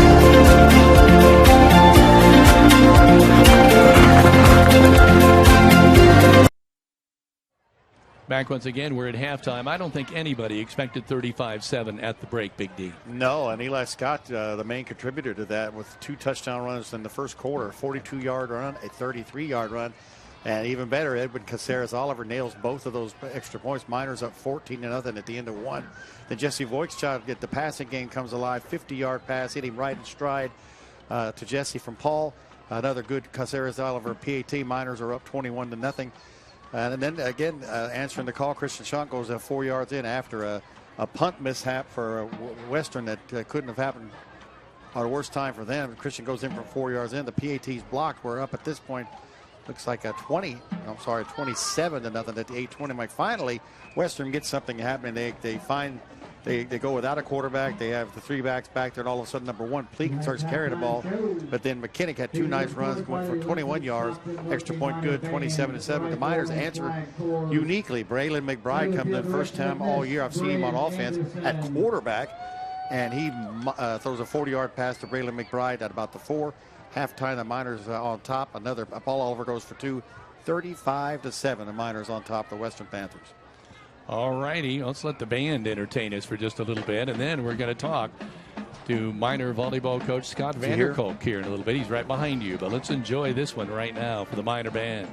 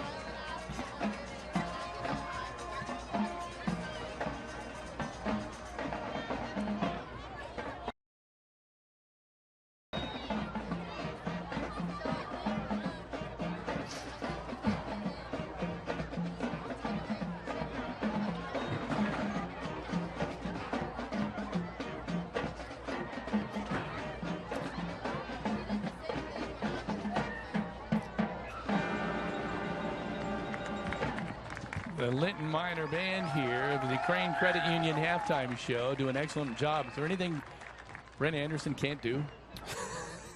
She's an impressive kid. Yeah. Contributes great on the volleyball court, and then comes out here and leads the band and does a nice job with it. Homecoming queen last week. Freedom Festival queen. Oh, my gosh. Scott Vanderkolk joins us, and his volleyball team, an amazing volleyball team, is standing right now at, I think it's about 20-4. Yeah. Yep, 24, 5-0 in conference. Enjoying the fruits of our labor right now. Yes, you are, but you have a big week coming up. Let's talk a little bit about what you've got coming up. I know on Tuesday night you got a big game.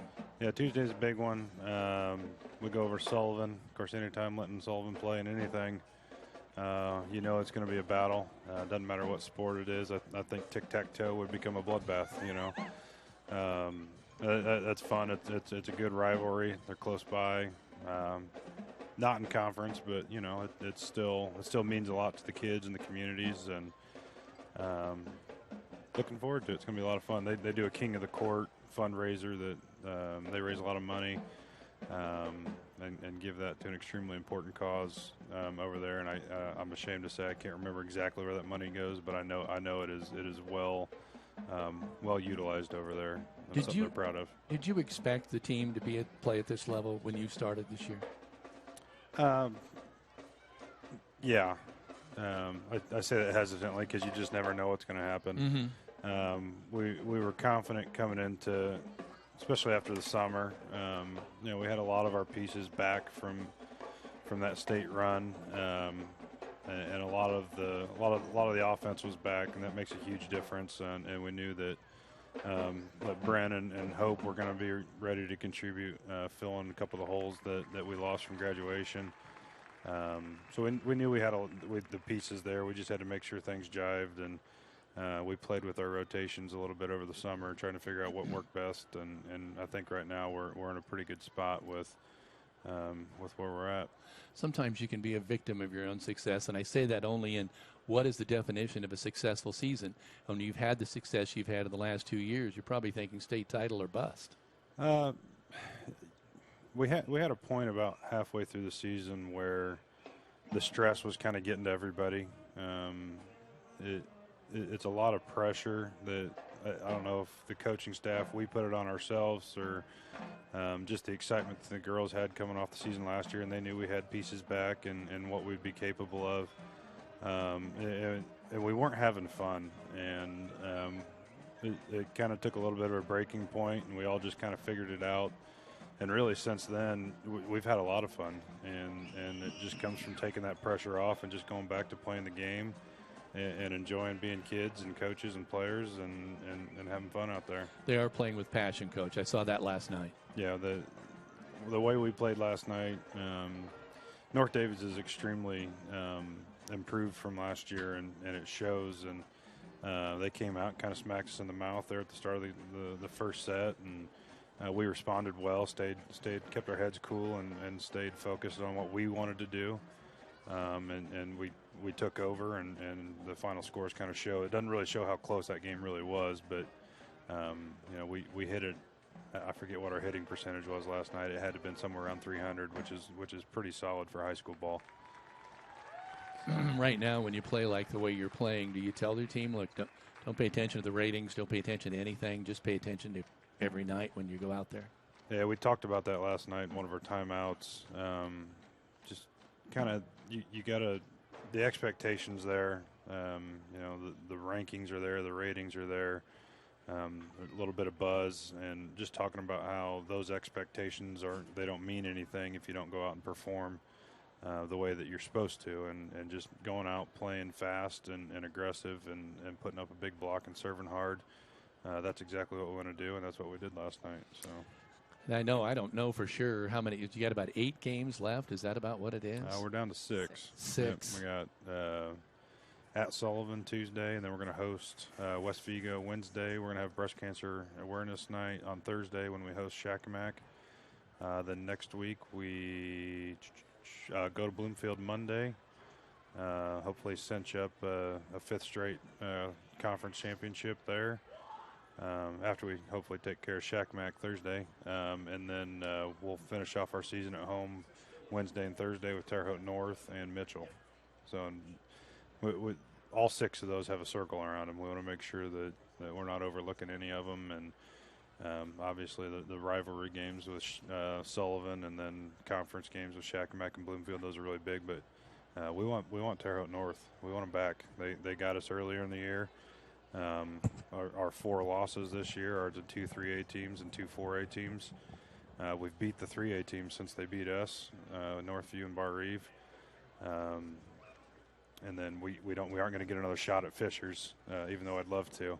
But we get a chance to redeem ourselves against Terre Haute North, and our girls are going to be ready for that one. One step at a time. Yep, one game at a time, one set at a time. Just go out, have fun, play the way we can, and keep trying to execute some of the new stuff we're throwing in a couple new wrinkles. So. Well, we're enjoying it. We're enjoying watching all of it, and we'll be there on Tuesday night as you host Sullivan. Coach, thanks for joining us at halftime. Yep. Continued success. Awesome. Thank you. Heather? Well, I want to thank those 2,700 people plus that are watching online right now. And we've received a lot of nice comments this evening as far as where they're watching from and who they're watching. And we have a lot of grandparents out here that are watching their grandchildren. Pamela Orr says, go number 21, Eli Scott. And as mentioned earlier, Susie from Sullivan is watching Harrison James.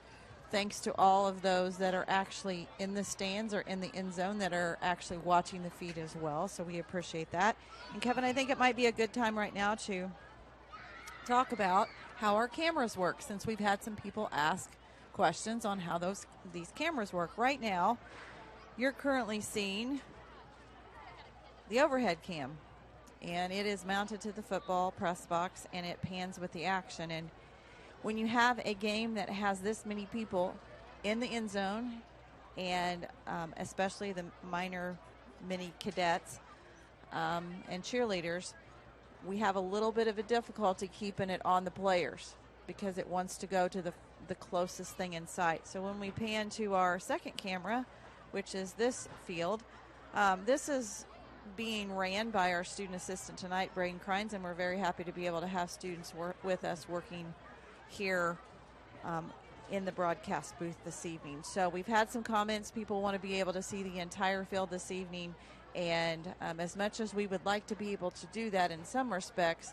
we have a lot more people at this game tonight than is on a normal basis, with the littles down here cheering in front of us, and it's tending to want to go right to the cheerleaders versus those that are on the field. So thanks for hanging with us. For those that are enjoying this feed, we have a number of people that have mentioned tonight that they're home under the weather and are being able to watch this from the comfort of their own home without, exposing anyone to what the nasty ick that's going around right now as well. No kidding. We want to say thank you, too, to all of the sponsors that are continuing to join us each week. And we had a number of people this evening that just are wanting to get on board with sponsorships as well. And Big D's back. Yep. And we want to have a real quick 2-minute rundown here of some stats. Oh, man. Going up and down those stairs a little rough. Miners have put 207 rushing yards on the board on 21 carries. Wow. That's over 9.8 yards per carry. 3 rushing touchdowns. Western with just 81 yards on 31 carries. Remember, this team averages 244 per night on the ground. So right now they're not on pace to meet that. Passing-wise, the Miners opened it up a little bit tonight. They are 2 of 6 for 90 yards, but both of those completions have been Miner touchdowns. 6 pass attempts by Western, and just completed 2 of those for 21 yards. Leading the Miners in terms of rushing is going to be actually Jesse Voigt, Eli Scott, 5 carries, 99 yards. A great night for him. 2 touchdowns, 5 for 54 for Voigt, 3 for 30 from Paul Oliver, 6 for 16 for Schonk. 1 carry for 2 yards for Ashton White, 1 for 6. Well, I got the wrong one there. That's probably Ashton.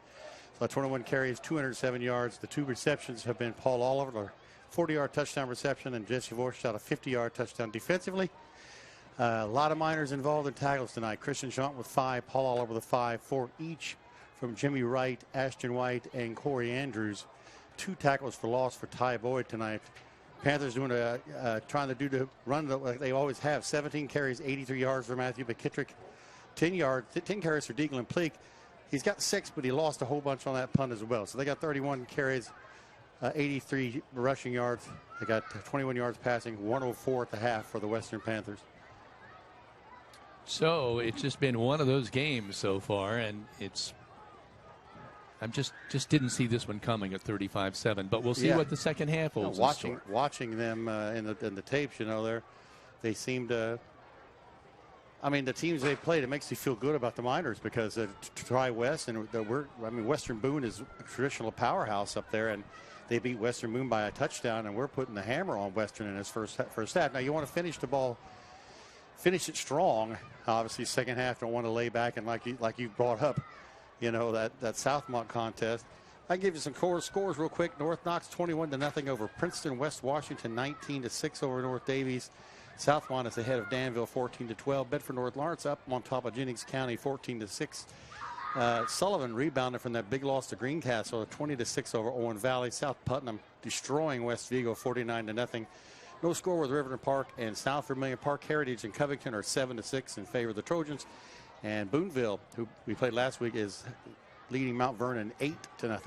Kevin Rader, Big D, Dan Phillips, Heather Rader, and Braden Crynes up here, all broadcasting from the Welch and Cornett Walton Funeral Service press box, your lamp of hope when you need us the most. And this third quarter coming up, sponsored by Key Associates, your key to the very best. And Heather, I'm just curious, we talked a little bit about those cheerleaders. Who's going to be in the third quarter here out? Third quarter will be the rest of the first grade as well as the second grade.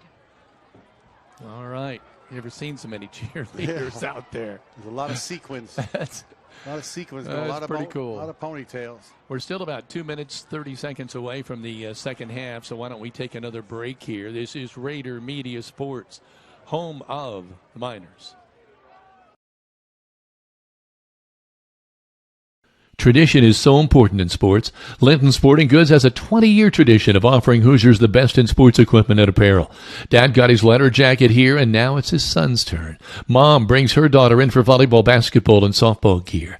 Sports just runs through the family, and so does Linton Sporting Goods. And don't forget, they offer custom screen printing and embroidery, all items, all sports, all the time. Linton Sporting Goods, Highway 54, where the winners shop.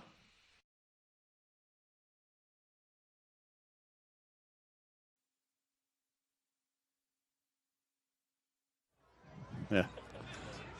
Welcome back. We're still, just under 2 minutes away here, but the coaches meeting with the players down here on both sidelines. It'll be interesting to see what the Panthers decide to try to do offensively here to get back in this game in the second half. I think they'll try to do the first drive, just come out and just try to play for the moment and have a successful drive, put points on. You can only win if you score, so I think they won't. I don't think they're going to go desperate by any means. When's the last time in the first half we've seen 5 quarterbacks?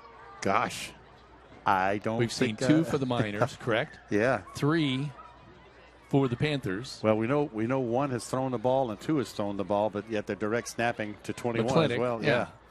And so we've seen 3 quarterbacks there. 2. I don't remember a game. And we're I've very called, likely if we put a couple more scores on the board, we're likely to see the JV, which will bring in quarterback number 6. And we might see more from them. Yeah. I mean, you just never know. Well, we'll see here as we're getting set up here now for the opening kickoff of the second half and see what's in store for the Miners and for the Panthers tonight. And we're glad you're along for this football game. From far away as Tijuana, Mexico, and as short away as a couple of blocks to Rex Tuttle's house. Rex, I know you're out there. And I tell you what, the Miners, I think 1 penalty in that first half. No turnovers, and the passing game put 2 scores on the board. So that's what we like to see. Passing game. And the running game's been impressive tonight for the Miners. 200+ yards, yeah.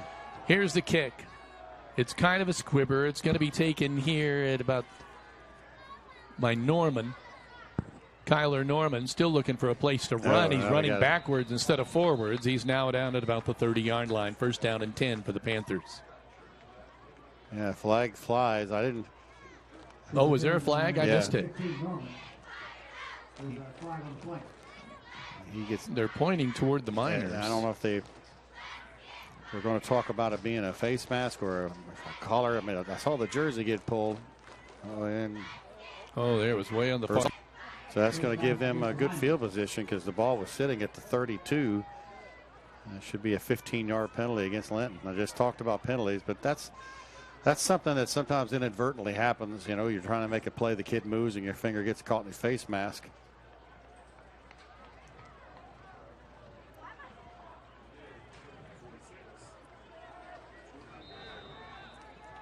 Always wonder how that happens. Wide receivers left and right.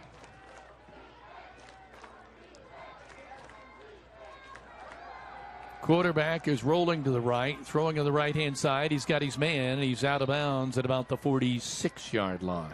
Well, I think that answered the question. They're going to come out firing, try to get some scores on the board. Levi Shoemaker is back in at the quarterback for the Panthers, which means, as Big D pointed out, I think they're going to try to air it out. Receivers wide left and right.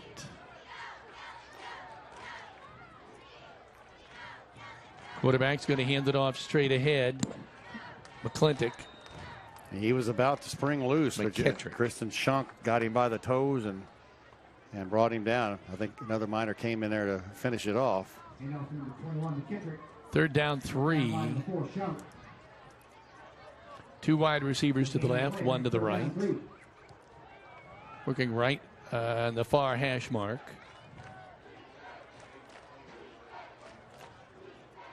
There's the snap. Quarterback throws it off the right-hand side of the flat. He overthrows his man. He was looking for Matthew McKittrick, and he overthrew him.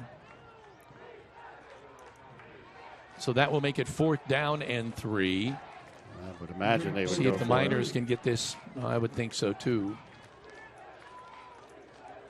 McKittrick stays in there. So does number 1, Deaglin Pleak. The quarterback has gone off to the sideline. So I think it's going to be Pleak will be taking this direct snap now. There it is. McKittrick takes it. He's off the right-hand side. There he goes. He's at the 40. He's at the 30. He turns the corner. He's at the 10. The 5. Cuts back. Did they say he stepped out? He stepped out of bounds at about the 12-yard line. Can't give up the containment. If you do that to a guy that quick, he's going to have a big gainer. It's going to give him 118 yards, 37 yards, and it gets them in the red zone. Team Ortho red zone. That's where we are, the Team Ortho red zone. It's 1st down and 10, the ball at the 12. Panthers trying to get back in this game. McKittrick takes the direct snap. He's trying to get to the outside, and he curls it up in now and down at about the 8. He tried to step outside, but he ran into Feltner and Voigtchild out there. That was successful for him here. Yeah. He started to dart to the left and then all of a sudden cut back outside. He tried to do the same thing on the right side, but it didn't work. Yeah, you see our linebacker bit in on that long gain. This time it didn't happen. Yep, 2nd down 7, the ball at the 9 in the Team Ortho red zone. McKittrick takes a direct snap. He's inside the 5. So at this rate, it looks like it's just a matter of time before they get in the end zone. Andrews and Boyd, 2 of the guys in that play. 3rd down 2. Snap. They're going to go out the left-hand side. McKittrick tries to spin and get in. He will not make it. He might be extremely close to the 1st down, however. He only needed to go to about the 3. Jimmy Wright was right there. So it's going to be 4th down and a yard. So here's the snap and mishandles it, and it's covered by the Miners at about the 8. Jesse Voigtchild. Boy, he just dropped the ball. Jesse darted in there just lightning fast, and the ball was mishandled. It hit the ground, and no sooner did it hit the ground, and Jesse was pouncing on it. Yeah, I mean, even if McKittrick would have picked that up, I don't think he would have done anything with it. And, gosh, that is devastating if you're a Western fan. Man, they have put together a good drive, and they just come up empty, and they look like they were knocking on the door. Let's see what the Miners can do with it, though. Got to get it out from the shadow of your own goalpost. They're coming up on the right-hand side. Paul Oliver got a flag out there, and he's out to about the 18, but let's see what the flag is. Yeah, they got to learn to not say anything about anything. That was a nice gainer for Oliver. Yeah, it was. He just tucked the ball up under and went off tackle on the right-hand side, but it appears it's against the Miners. They're backing up, so I've not seen a signal yet. Well, it won't be a 10-yard penalty, but holding half the distance to the goal, I imagine. They're standing at about the 9-yard line. Holding against the Miners. So that should put it right back at the 5.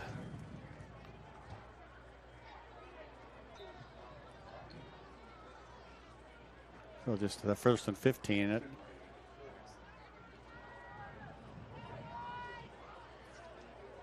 Got some confusion. Shunk doesn't know what's going on. He's got. He still doesn't. Yeah. But now Oliver pulls him. Pulls him and sets him up on the right-hand side. Now the Miners will call a timeout. This could be interesting.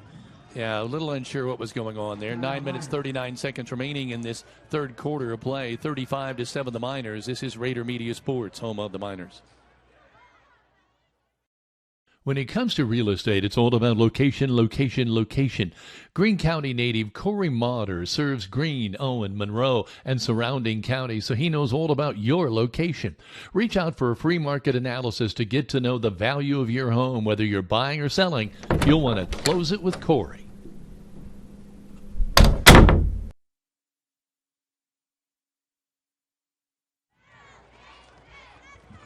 Back once again. We still got a timeout on the field. It's the first time we've seen the Miners be a little bit discombobulated. Yeah, he just didn't catch what the signal was, I think. It was a little frustrated by it. Miners wear armbands like a lot of teams do these days, but Linton was one of the first to do that around here. And coaches, sometimes they have signs and it's going to be the same play out the right-hand side. Oliver. They're still trying to pull him over down by his jersey, but they finally get his forward momentum stopped at about the 13. Kittrick and number 2 were in their quarterback, which is Shoemaker.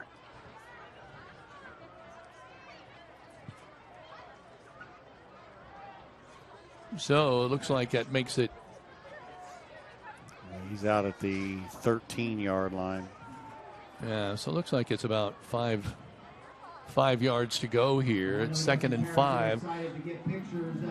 Ball is at the 13. Nope. They give it to the left-hand side. The ball squirts out. Oliver picks it up. Oh, my, did they avert disaster there. The play's still going on, but Oliver's going to be down at about the 8. It looked like the play was over, and all of a sudden the football just squirted out. Gave us a little hope because Paul picked it up, and who knows, he might have popped out. The first time we've called number 44's name, Tate Heston. He made the hit. I'll have to go back and score that, and however I can, because that's a. Boy, that could have been. That's the old uncredited carry for that so many yards. Real bad. So now it's 3rd down. 3rd down 10. The ball at the 8. Got to get out of there. Oh, they're offside. They didn't call it. My goodness, 71 was virtually tying the shoelaces of Ty Boyd. There's the snap. Oliver rolling to his right, wants to put it in the air. He's got a man there, and it's incomplete. Knocked out of his hands. Nice defensive play by number 2. Eli Scott had the ball, but took a pretty big hit. So we're going to have to punt the ball from deep, and we've seen Paul do this before.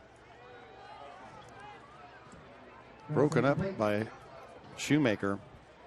The Miners are going to have to punt the ball with 8:05 in the third quarter. After holding the Western at the Miner 5-yard line. Oliver is about 7 yards deep in his own end zone. There's the kick. Strong kick. They're eyeing it. It's going to hit at the 45, but then carry him backward to about the 43.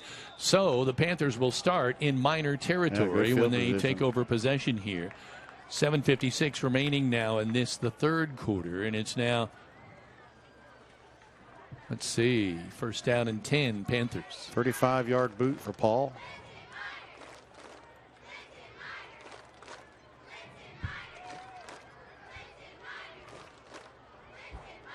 Well, you want to, you're ahead 35-7. You feel pretty good about that, but you want to finish on a strong note. You want to shut these guys down and finish on a high note the second half. Going to the Panthers. Big hit. Quarterback he's going wide long. open. He's got a man wide open. It's a foot race to the end zone, and he'll fumble the ball. He says he's down. And it rolls out of bounds, but they're going to say he's down at about the 1 foot line? Yeah, I tell you, he was wide open. The safety bit and came up, and big hit from Schonk on number 2. But I think Christian had pulled up, afraid to hit him late. And I tell you, these teams scouting us, I don't know why they don't go to that pass play a lot more. First down and goal to the Team Ortho red zone. They have the ball down at the 2. The handoff to McKettrick. He's trying to power his way in there, but I don't think there was any room there. He was met at the line. Off tackle on the right-hand side. It's like White 33, Andrews on a whole bunch of minors in there. It just chews up time. Yeah, pushes the ball back to the 2-yard line. Second goal to 2. You can hear the crowd still into trying to get the defense fired up here. It's second and goal at the 2 in the Team Ortho red zone. Going to go around on the left-hand side, and they're not going to get in there either. That was number 1. I got to unpile everybody. That's always going to take them long. Yeah, there's no hope of knowing who made the stop. He gets back to the 1-yard line. Yeah, this is chewing time off. 6 minutes, 29 seconds now remaining. Third down and 1 from the Team Ortho red zone. The quarterback's complete. Is going to run straight ahead. He's in. And he's in. Well, it took 3 plays to get it in. He didn't give it up easy. Deglin Pleak takes it on a direct snap from the gun and goes in. And so we have a 35-13 score, but they're getting ready to kick the extra point here. With 6:20 remaining on the Meek Financial scoreboard. And this kid about kicked it out of the field first time out. It's Pleak. He runs, he passes, and he kicks. Oof. And it is good. And it would have been good from maybe the 30-yard line or the 40. Who knows? 6:20 remaining on the Meek Financial Services scoreboard. 35-14. Miners are well ahead in this one. But will they answer on this touchdown when we come back? This is Rader Media Sports, home of the Miners. Things are obvious. You go to a place called Sportsman's? Well, you know they're going to support the Miners. You also know you'll have a full menu, including weekly specials to pick from, every Thursday through Saturday night from 4 to 8 p.m. So whether you want to dine in or carry out, call Sportsman's at 812-847-8759.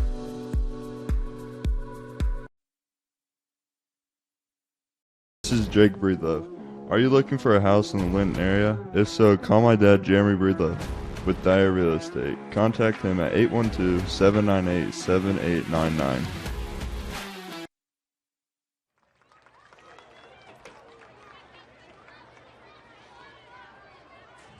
So we're getting ready for the kickoff here. Plenty of time left here yet in the third quarter. Yeah, with that long pass, I mean, if you could score quick like that, that's just always something to be scared about. That's how Southmont got back in that contest last year. There it is. There's the first onside. It goes high. They're going to get it. They're going to get it. I don't know why you didn't know that was coming a mile away. And onside kick, and the Panthers recover it. It didn't look like we were even thinking about that. And as much as we praise that first half effort, all of a sudden the Miners think maybe they had the game in the bag. They just got in that arrow formation and just powered its way forward to get to the football, and it worked. The football now is at the 38-yard line. First down and 10 Panthers. They trail by 21 at this point, but they have the ball now and a chance to narrow it a little more. If they quick strike here, they're right back in it. They've got the body language now. They've got it. Levi Shoemaker is the quarterback. Number 2. But one went way wide. McKittrick is winding in there to the left. They're going to go up here to the left. They go. The ball is tipped up, dive, and it's intercepted. Jesse Voigt shot. Holy moly, what a play. skied into the air to pull that one down. Oh, my God, a great defensive play by Braylon McBride. He's the one that knocked it up in the air, and he dove and made the interception. Unbelievable. Holy, that might have been one of the plays of the year. Wow. So the ball resting now at the 12, first down and 10 for the Miners. Can they get out from under the shadow of their own goalpost? Yeah, we have been under there. There's 7 this time. Wide receivers left and right. One lone setback. They're going to give it to the jet sweep coming off on the left-hand side, and there's a flag coming out there. See what the call is.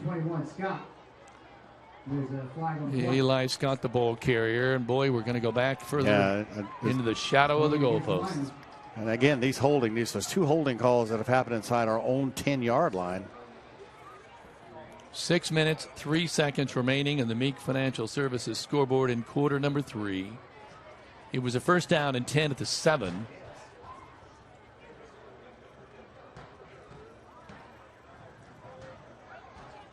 Or now it's first down and 10 at the 7. I apologize. No? Second down. Oh, they declined it. Second down 9. Well, I'm not sure who even carried that ball.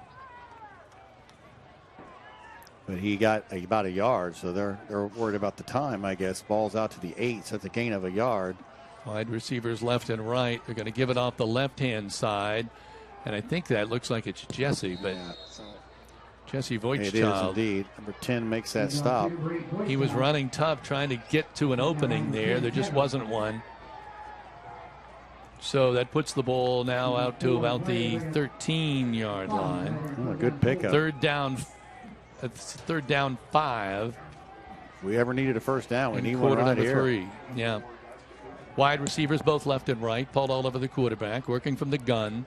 He's going to give on the Jets sweep, coming back the other way. Voigtchild. He's across the 25, outside the 30, down to about the 30, out to about the 31, maybe. No, they're going to say the 30. Norman's going to first down and 10 Miners. But he split the 2 defenders and put on the Jets and got out to the 30-yard line. And that's 76 yards for the junior running back, coming off his career high last week. Well, we needed that. The 5:04 mark, that was a big one. 2 wide receivers to the left. Oliver reverse pivots. Now he comes back the opposite way. He's got 3 men. He's got to outrun to the corner, and he's not going to make it. No. Whoa. Took a hit. Yeah, he took a big hit off there, off to the side, but he's okay. 18 on he that tried to tackle. improvise a little bit, picked up about a yard, but he ran about 30. Yeah, he wasn't going to get anywhere out there. That play looked odd. See how they hold up the cars down there, but it gets out to the 33. So he made 3 yards out of what probably might have lost some yards. Second down, 8.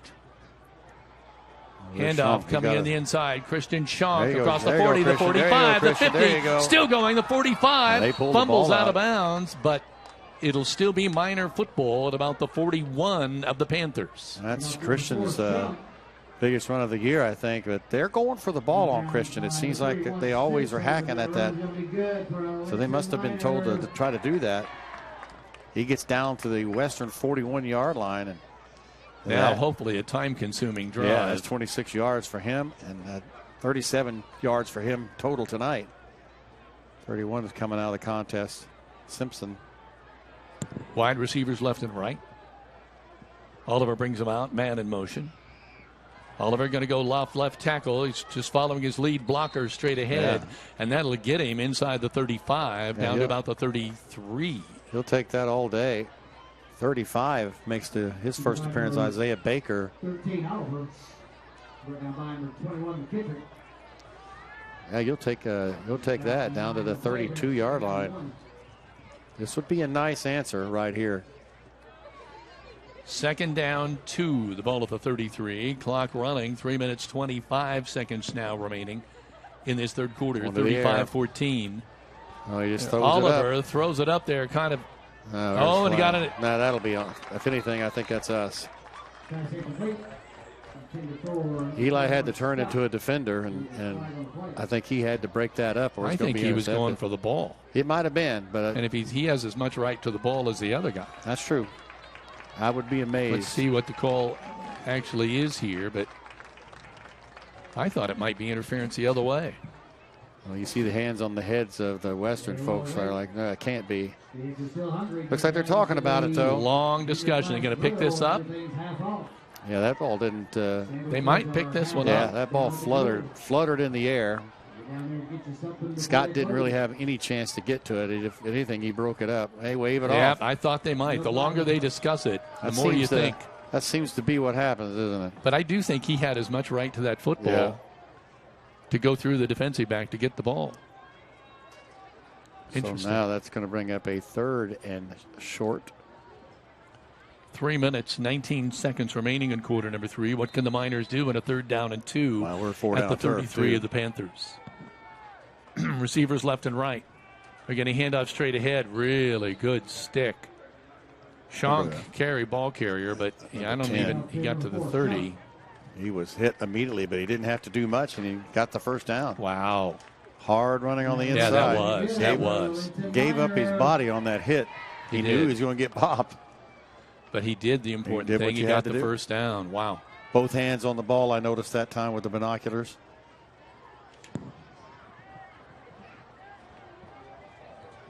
Cooper Smith wide to the left, Feltner wide to the right. Play. Oliver going to run off tackle on the left-hand side. He busts through. He's still trying to manhandle somebody over there. And he's finally thrown down, but he's inside the 15. Let's see where they put the ball. Yeah, he's got to watch out making hand gestures. They'll pop a flag on him.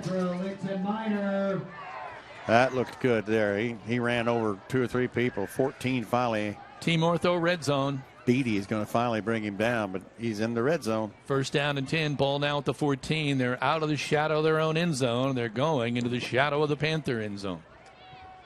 Coming around to the right side. Jesse Voigtchild running the ball. He holds on to it. He's out down at about the 6, I believe.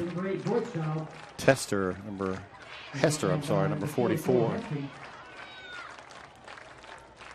We have not been in the Ortho zone, Team Ortho red zone. The Miners haven't. We've run through it. Yeah, we've had a couple of. But you're right. We haven't set up shop. I was beginning to wonder if I just forgotten to say it, but we just haven't been in it. Had 2 long pass plays and a run. Oliver, low snap. He picks it up with the shoestring and just dances right into the end zone. Untouched that time. Oh, that was a good one there. That drive started, Kevin, at the 7-yard line. That was a 93-yard touchdown drive. Yeah, Paul Oliver takes it in the distance. Short run of about, what was that, 6 yards? 7, yeah. 7 yards, but it still counts off tackle on the right-hand side. Here I wonder, why are we going for 2? Why don't we have 41-14 is the count right now. Let's see, they are going for 2. Big D called it right. One wide receiver to the right, man in motion. They're going to give it to him, and he's in. And is that Eli Scott? That's Voigtchild, I believe. It's Jesse. Jesse Voigtchild goes in for the 2-point conversion, and with that, it is now the Miners 43 and the Panthers 14 with 1:53 remaining in quarter number 3. Rader Media Sports, home of the Miners. Now at Casey's, try our new thin crust pizza with your favorite toppings. We also now have all-day delivery. You can order by phone at 812-847-3250 or try us in the app. Casey's, here for good.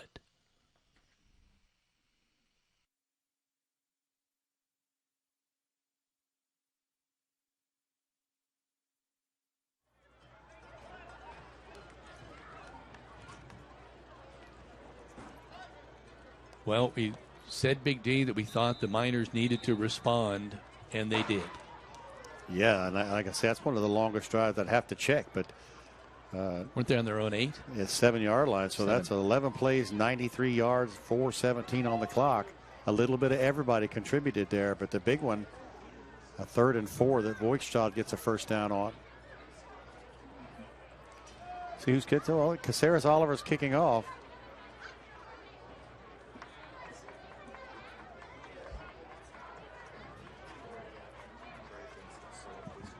He's preparing to do just that. There's the kick. A nice kick. Kind of a low kick. Taking it about the 17 and going around the right-hand side. Ooh, nice. Out to about the 40. Spun down at about the 44 is number 8, Brady Comer. He saw a lot of action earlier in the year, but on the offense, but hasn't seen much in the last couple. He had a good head of steam going there. Yeah, a good return. Yeah, Feltner looked like he came in from the far side and made the stop again. They're starting at the 43. Yeah, good field position here. They have all the second half have had nice position to start. 2 wide receivers to the left, 1 to the right. They're trying to open up this offense to get some points on the board. Quarterback going to hand off to McKittrick. He breaks 1 tackle. He could be off to the races. He's off to the right to 40, the 35, spun down at about the 33-yard line. First down and 10 for the Panthers. It looks like a tunnel opens up when he breaks through that first line. There's nobody there. Wichita's going to make that stop. Jesse, that's stop number 4, but in one play, they're down at a minor 34. We've seen an awful lot of good backs this year. Yeah, we really have seen our share of good backs. But so far, it's the pairing of Monrovia that was the difference. Yeah. They're working now under Sutter. But no. There's the snap. Sorry. Direct snap back to the quarterback. He throws it out here, and it's complete to about the 24. Should be. I don't think that'll move the sticks. No. Norman. Complete to the 15 Norman. Down by number 4, Shunk, number 8, Boy Scout. Shoemaker looking off to the side now. Well, there's some whistles. I don't know what. I'm not sure what's going on. Ball is at the minor 25. They're pulling Shunk off. They must have putting several players off here and putting some new ones in. Yeah, they are, aren't they? Chris Lyons comes out. Sparks comes out. Jimmy Kay comes back in. Jimmy Wright, I should say. Second down 1. Oh. Well, now we got a flag. Procedure. Probably a legal procedure right off the top. It'll make that a 5-yard loss for the Panthers. Take a look at the penalties tonight. 6 for 10 for Western. The Miners have had 3 tonight. Not for a lot of yardage. So that will move the ball out to about the 30, 30-yard line. Quarterback rolling to his right. He's being chased by Oliver. Right and it should have been intercepted right in the hands of Feltner. He had it in his hands, right in his breadbasket. Yeah, that sucker was. He might have been looking upfield. Might have been. But either way, it's an incompletion. It brings up now 3rd down, 6. He'll see that one in his sleep tonight, won't he? He has a pick, but it was on a 2-point conversion, so that doesn't count.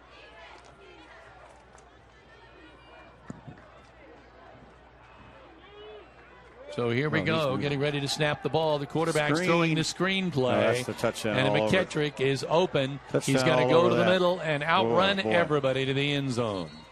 That was a good call. It worked. We got a flag downfield, so we got a hold against. Oh, my. A hold against Western. I don't know who they were holding. Line. They had everybody outnumbered on that play. Oh, they didn't need to hold on that play. That's too bad. The Panthers have got to just be sick about that. A 30-yard touchdown denied.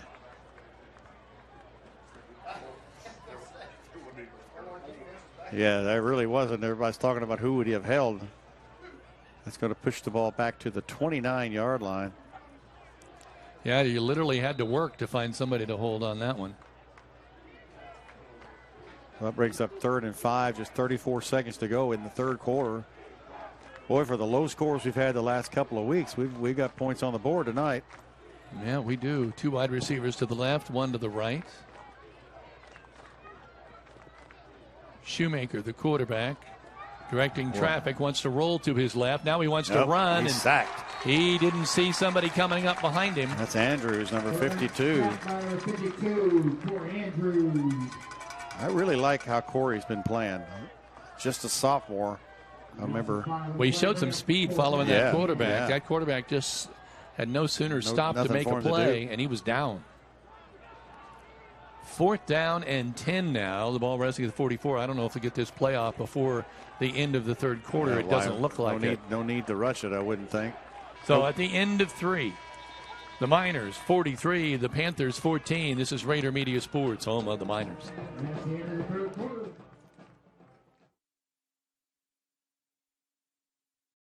I'm Audrey Sparks with Richard Brown Insurance, your local auto owner's insurance agent.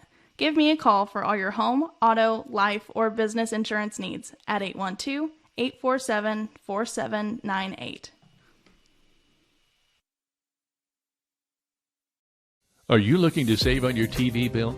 Mike Moran has Dish TV plans starting at $79.99 a month, including free installation, 3-year price lock, and 3 months free Showtime and Stars. And what about your internet? Is it too slow? Mike has T-Mobile 5G with no contracts, no data caps, $50 a month with debit card auto pay. So why aren't you calling the local guy? Mike Moran with Midwest Satellite, 812-847-8848. Call Mike. He'll treat you right.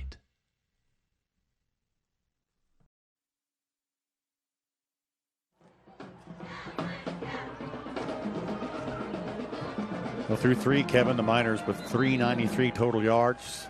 Western with 229, so they made a little bit more respectable. That quarter, they actually had 127 to R96. We just didn't have the ball very much. But 303 yards rushing for the Miners. 4th down and 10 for Western. At the Miner 34-yard line. 2 receivers to the right, 1 to the left. Number 1. Quarterback is rolling off to his right, puts it up in the air. He's got a man wide open he had him and open. missed him. Yeah. Wow. About the 5-yard line. Dieglen Pleak couldn't have been more wide open at about the 5. He had to put it right in the pot. He had to put it right in that little corner, but if he'd have thrown it short, he threw it too far out of bounds. They didn't give him a chance. He could have Pleak could have almost fair caught that touchdown pass, but to no avail. It's 1st down and 10. That'll turn the ball over to the Miners. And they break the huddle. Receivers left and right. 1st down and 10 at their own 34. We're in quarter number 4. They get the ball up in the air. It's almost intercepted. Right in number 14's hands. So we're going deep for whatever reason. All of our passes are going 20-some yards.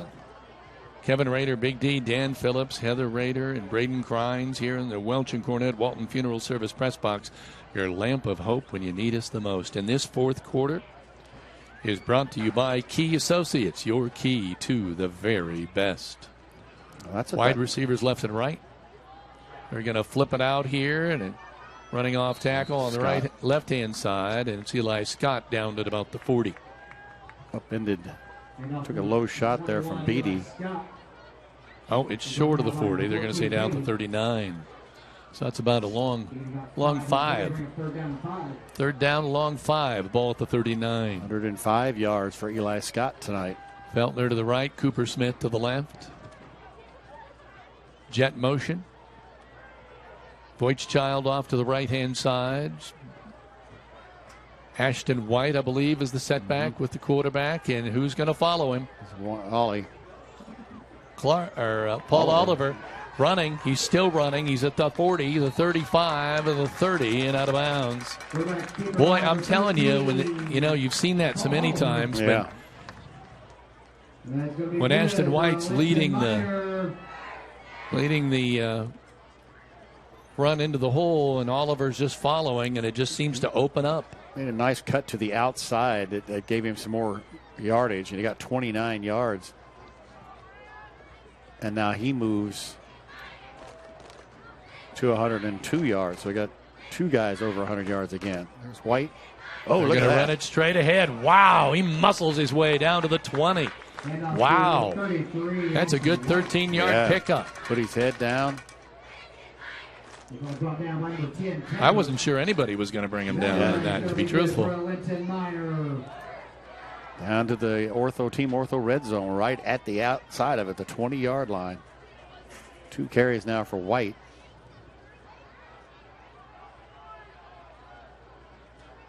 Cooper Smith to the left, Feltner to the right, one running back. Again, jet motion. Ooh, They're going to give one. inside to Voigtchild. He cuts it loose. He's at the 5, trying to get to the end zone. He'll not make it. He's down at the 4. Man, he made a great cut, but that play was not a double inside reverse. I'm not sure the counter where it looks like he's going to pitch it. He hands off to one. He hands off. But it's hard to follow that. Jesse cut against the grain like we've seen so many Miners do, and he gets down to the 4-yard line. Gain of 16 for Jesse. In the Team Ortho red zone. First down and 10. And he has 87 yards. Man in motion. Give him straight ahead. Ashton White. He's standing up. He's it. And he's in. He was carrying somebody with him, but that's Ashton's 3rd Miner touchdown. Running the ball. He ran with authority that time. 9:50, so that'll mean, I believe, if we get the extra point, are we looking at running clock? First time I think this year. It's already running, yeah. I did not expect that against Western. 49-14. Can the Miners push it to 50? There's the placement of the ball. No, bad snap. Rolling to his right, looking for a man back there, and that was just kind of a ragtag little play there to try to come up with an extra point. The ball was just bobbled a little bit on the snap. He flat dropped it. That's what happened there. And so, see, the clock does stop there. It's 49-14 Miners with 9 minutes and 22 seconds remaining in this football game. This is Rader Media Sports, home of the Miners. Have you ever heard the expression, if these walls could talk? Well, if you have efficient spray foam, you wouldn't hear it anyway. Owner-operator Kent Medlock can blow in fiberglass and cellulose insulation to ensure the comfort that you desire. Just call Efficient Spray Foam at 812-887-7172.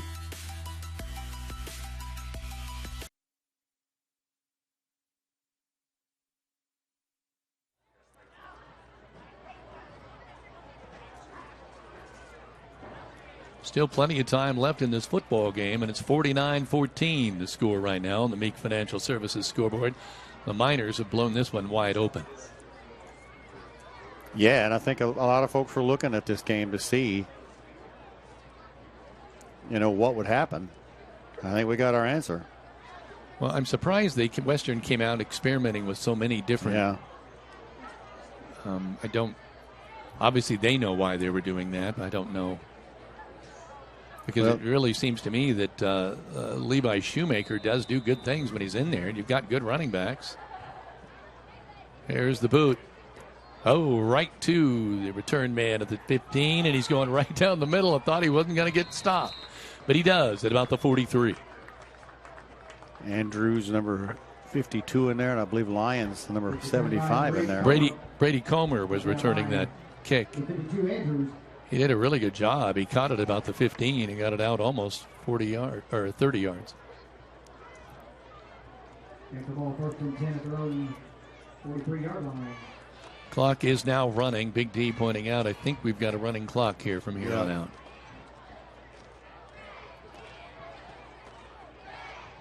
Western has started the second half almost always from about the 43 on.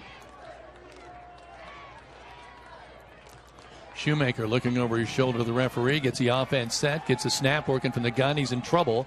Gets it out there on the right-hand side. There's a flag down. And McKittrick is running with the football and running well. He's down at about the 42 of the Miners, but there's a flag at the 48 of the Panthers. I like seeing some of the sportsmanship tonight. Guys shaking hands, helping each other up. The two quarterbacks are kind of talking right now. McKittrick cut all the way across the field. Did they pick the flag up? Must not have been a flag. Well, no, there wasn't. Wasn't it? Yeah, they're still discussing it. They may be picking it up. Who knows? I don't know. It's all the way down to the minor. Clock's still running while they're discussing, right? Holding against the offense is the initial signal. Holding against the Panthers. They've had some brutal holding calls. It can change the game when you've got penalties that deter big plays like that. I'm not sure where the penalty came at. It's going back to the 38. First down and 10, Panthers at the 38. That was a kind of a screen, but Well, more of a... no, not first down and 10. I apologize. It's like first down and 15. Wide receiver to the left, 2 wide receivers to the short side. For Levi Shoemaker.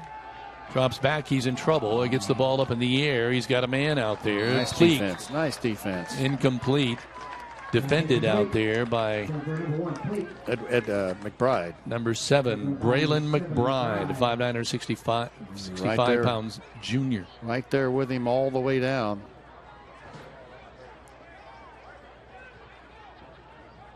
Second down, 15. Lane Kirkman coming in on defensive side of things. Ball remaining at the 38-yard line. We had, I believe, 72 for the Miners. That's going to be Fields, I believe. He's getting some action. He's been injured most of the year.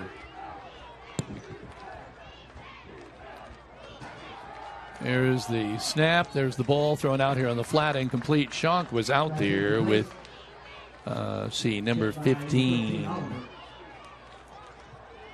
Oh, that's the unidentified player for sure, right? Norman. Kyle Norman. Be interesting to find out if we're right on that, but that's what my studying tells me to do. He got some heavy pressure up the gut that time and made him throw that ball before he really wanted to.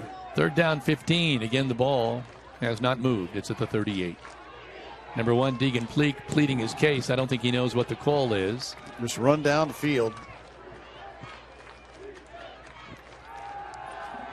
Quarterback back to pass. He's under pressure, as he pointed out. Wow, come on now. Come on, official. How are you going to throw that flag on that? He doesn't know if he caught the ball or not. Well, I was getting ready to say they've done a fairly decent job keeping the game flowing, but that one there I don't quite get. The clock is continuing to run. It'll be 5 minutes now remaining in the fourth and final quarter. 49-14. The Miners have just overpowered the Panthers tonight. You know, if you're going to get 15 yards for a hit, you might as well hit the guy. He just wrapped him up and brought him down. I didn't see anything wrong with that at all. That puts the ball now at the 47 of Linton. Miner fans still. Receivers left and right, 2 to the left, 1 to the right. Shoemaker hands it off to McClintock, and he gets hit right away at about the 45. Let's see who made that hit, because it was him or the highway there. One guess who that might Jesse be. Voigt's shot. Oh, they said Schunk. I think Schunk got it. He made that initial hit. Gets to the 46-yard line. 2 wide receivers to the left, 1 to the right. 1 running back. Flag right away. They throw the ball out here in the flat. It is. They've stopped the play. I can't tell if it's complete or incomplete. They're calling a procedure. And that clock just keeps it ticking. That's a 5-yard penalty. March it back. Well, I think the Miners, for as really uninspired as they played last week a little bit, tonight they came out a little bit more fired up and executed well. See, Dr. Wilson is working down there on Jacob Breedlove. So hopefully he's going to be able to go put him through a series of tests if they check his mobility of his shoulders. Cameron Hobensack is checking in now. Running back for. I think he's checking for concussion. McKittrick. Working from the gun. Shoemaker takes it, throws it out here in the flat. It is complete, but there's nowhere to run. Nice well, move. he does a nice move. Kyler Norman does a nice move out there to get some yardage out of that. Didn't look like he was going to get any. No. The ball's placed at the 45. Third down 9. I think Oliver finally got him down at the 45.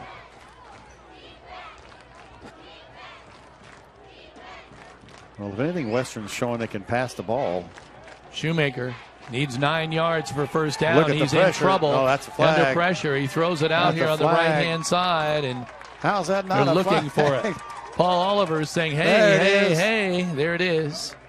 Gosh, you almost should get credit for a sack when that happens. Andrews chased him about 10 yards. Instead, you don't. I think they mark it from where the penalty was thrown, but Andrews doesn't get credit for the sack. Guess he didn't get him down, but he made that happen. Surprised he didn't just tuck it and run. Yeah. Yeah, the loss of down is a big thing. Andrews has played a great game. All right, it's 4th down to Country Mile. The drive back to Kokomo might be less than this. Back to their own 36.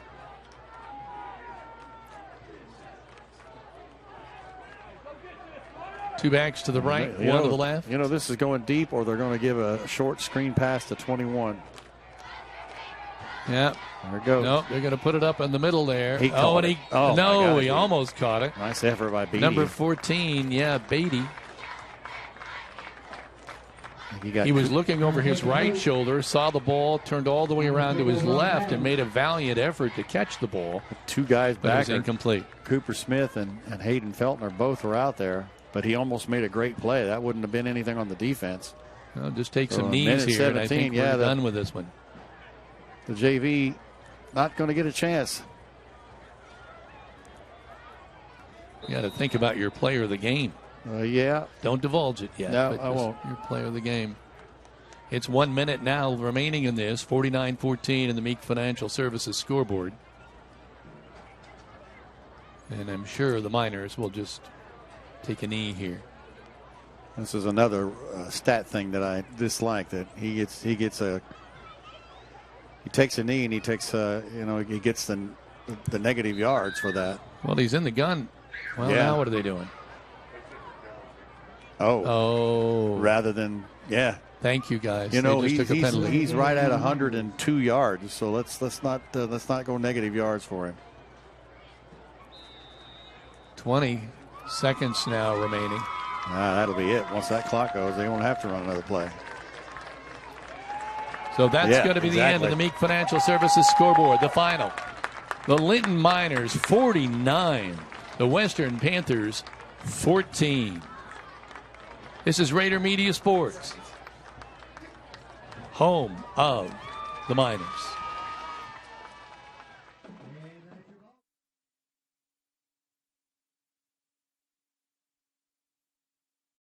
When it comes to real estate, it's all about location, location, location.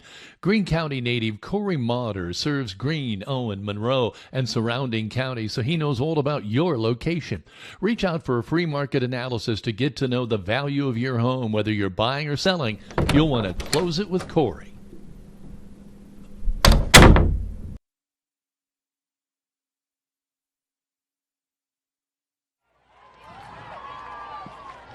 Well, an impressive win for the Miners tonight, and one that I think maybe took us both a little bit by surprise. I definitely will agree with you. I was hoping that the Miners would come out and impose their will right off the bat, and they did. Two quick Eli Scott touchdown runs put the Miners up 14-0. 4:50 left in that first quarter, and then Voigtchild on a big pass that we like to see. Wide open, he scores. Schonk scores from 4 out, and the Miners are up 27-0 at 8:20 of the second quarter. Finally, Western gets some points on the board. McKittrick showed a little bit of burst of what he can do, 21-yard run, but the Miners answered quickly. Paul Oliver on the receiving end, his second touchdown pass of the year, caught from Braylon McBride. And then Pleak scores from 1 in the third quarter. The Miners answer drive, 93 yards. Paul Oliver scores from 7 out to right at the end of the third quarter. And Ashton White gets a touchdown in the fourth quarter. The clock runs, and the Miners are impressive. Really about in every aspect of it. I'm trying to double check before I say it. looks like we've got, oh my gosh, 102 yards from Oliver, 105 yards from Scott, and 99 from Voigtchild. I don't know how long it's been, and we have 3 of them. 3 guys. Yeah, it's pretty impressive. I mean, gee, many Christmas. Now, total yards were how much? 459 for the Miners, 369 of that of ground. Again, it's going to be on the ground, and I tell you, when you got this good performance from all sorts of players on both sides of the ball tonight, it's hard to pick the Voldico Insurance player of the ball game, but I almost have to go with Eli Scott. Those 2 bursting touchdowns, and probably a career high for him, 105 yards, but still, those first 2 touchdowns, a lot of that was him busting through it. Open to things and he had up. another good long run, so I'm going to go with Eli Scott. But, gosh, it's hard to ignore the offensive line, but you can't give out 5 Voldico Insurance players of the game at one time. So Eli can maybe thank his offensive line, but he would be my man. Yeah, we saw some new wrinkles tonight. Yeah. We saw a new quarterback for the Miners, and we certainly weren't expecting that. And you see why, Kevin. I mean, he just steps back, and Paul flies down the field and just throws it up there and tries to use his athletic ability just to leap up there because the coverage was right there. Kid he leaped over and got it, maintained his balance, and went 4 yards in. But the impressive thing was Braylon McBride threw that baby on a nice high spiral. So that's another wrinkle that we've got going for the Miners. Definitely they want to utilize Paul at receiver sometimes, but it's hard to ignore it. I know this kid now, he's got 102 yards a night, so he's going to be in the upper 600s going on 700. Just impressive all the way around. The defense did a great job. If I can take a quick look at the defensive side, the 8 tackles from Schonk every week. He's in the thick of things, and Asher White too. But probably on the defensive side, the name I called an awful lot tonight would be Corey Andrews, 7 tackles, 2.5 tackles for loss. Miners had a lot of tackles for loss tonight. Looks like 2, 4, 6, 7, 8, 9 tackles for loss tonight. So wow. McKittrick is going to get his yards. As I take a look, McKittrick got 145 yards but he had 26 carries to get that. And McKittrick had 252 in week 4, 233 in week 3. So 145 for him is a little down, but the big number on that is 142 from 238. And I mean, he was their big offense, but number 1 ran quite a bit. Pleak, 11 carries, 8 yards. That's a disservice because he had the one. He gets credit for that punt that he dropped for us, like negative 13. But just a great job. They ended up passing 18 times, only completed 7 for 96 yards. So overall, they got 238. So the defense did a great job, and they came out and did what they had to do right off the bat.